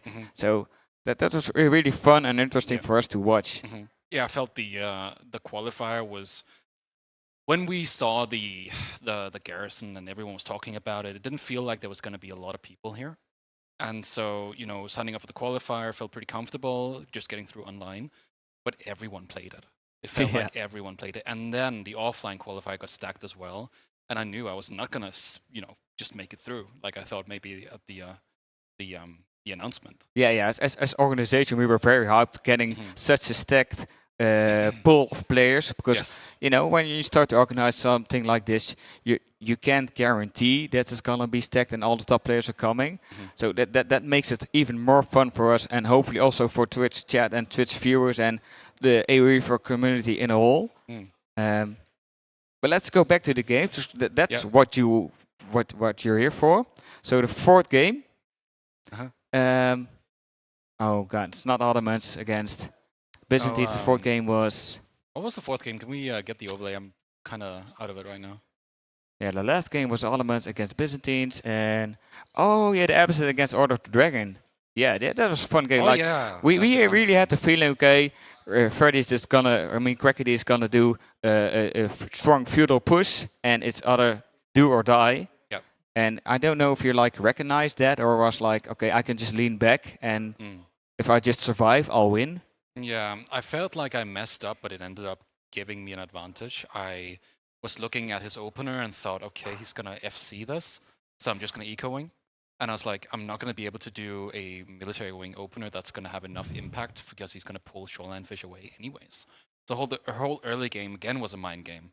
And then getting into a situation where he all-ins me actually favors me over him going Castle Age in that situation and playing, I don't know, Relic Swabia or Burgrave or whatever he wants to. Because if I end up being in a defensive situation and I defend the first push, I feel like I have already won the game there. Because then I'm scaling farms. Then I'm investing and constantly reinvesting into my economy. And he's not doing damage. Yeah, so you were more scared for the fast castle play than the feudal all-in, you say? Yeah, definitely. Okay. I was actually relieved when he went for the feudal age play. But that was also partially because I had an insane spawn. Oh, yeah, the spawn was really good because when you were getting stone, we immediately said, okay, if you're going to put the second TC near the two Qualifiers and the barriers, that's such a sweet spot. So, But that was even a mistake as well. I thought I should have been on wood instead, so I could avoid the harassment. Again, back to the horseman play with the one ranged armor. I'd tried that situation before, and I did not see it coming again. So it was bad, but I made it through. Yeah, but even still, then I think you lost a couple of vills, but Crackedy also lost a lot of horsemen, and that's always really difficult. How many vills do you need to kill with a gilded horseman to have enough value of it? Well, that's the thing I always talk about when I'm coaching. It's like, do you want to really charge for vills with the knight, or do you want to manage your opponent's army? If they lose half their vills, sure, we can lose our first few knights. But if you lose your first few knights, you lost all your army. And then you basically already lost the game because you're so much behind on military value. It's tough to come back from that. Definitely, and that's the hard part about playing harassment that I think even I struggle with sometimes. It's like, when do you get your value? That balance point. Yeah. So you feel like the defensive play is more forgiving than aggressive? 100%. It's AOE4. Yeah. But just double check if you don't know who's viewing, of course. So we're going to the last game. It's Byzantines against Ottomans on Gorge, and then you're going to the last game. You know it's 2-2. You know it's both match point. Yeah. You see the decisive matchup: Byzantines against Ottomans. What do you think? I was happy. I mean, after the French H3 game, all the matchups really I felt comfortable with. But going into Byz versus Japan or Byz versus Ottomans in the last one was what I wanted, and I got it. And in that early game, I think I was in that mindset of you're in match point. You either make it or you don't make it now. Yeah. And it's so I was scouting him early, and I somehow thought, okay, he's hiding a barrack in the back of his base or something, but I need sheep as well. So I don't know if you saw, but I was constantly moving vills around to scout for towers and cheeky stuff because I knew it was going to be the last game for the both of us. Anything could happen. I was checking for every possibility. Yeah. We also saw that Crackedy got a lot of sheep, so you were pretty behind on the sheep as well. Like that wasn't really in your favor, we feel, but. You had some skirmishes in the early feudal game, which was more in your favor, we feel. Maybe. I don't know. It was weird. Okay. Because in a sense, it's you can't really go too aggressive when you're mass Limtane, because archers counter both your longbows and spears. That's why javelin comp often feels so much better. But the problem is, do you really want javelins against siege, right? And that's not necessarily the case when springles take so much extra damage from longbows. So it was a mid-game play, for sure. Okay, but still, it worked out. It went as planned, as to Yeah, say. I mean, you play because opportunistic and you go for rams if you see your opponent opens 3 military schools, but they can still defend. Yeah, of course, That's but you difficult. did so much damage during that push. Yes. Like, you just could keep on the pressure, and you could just boom behind it with olive groves and just make your economy, you know, just plan everything, set everything up, and then slowly but surely just wear them down, like a sort of attrition war, and then take the game. The funny thing is, the first 2 matches he was defending. The last 2 matches, I mean, the last match he was defending, and then we had these 2 Ayyubid English, Abbasid Ottoman, Order of the Dragon. Yeah. And it's like those were more close. But the moment we got into defensive positions, it was, it was a different game. Yeah. Okay. And Byzantines versus Ottoman is, I think it's a good matchup. Okay. Well, good to have you here as an interviewer. Like, it's only a short while because, Wem already said a couple of times, it's the battle of the casters. Yes. But In some sense, apparently Crackedy won that battle, so we'll be probably seeing him at this table casting a couple of times, and you'll be playing the main event. So once again, congratulations, and I hope you have a good time the next coming days. Thank you very much.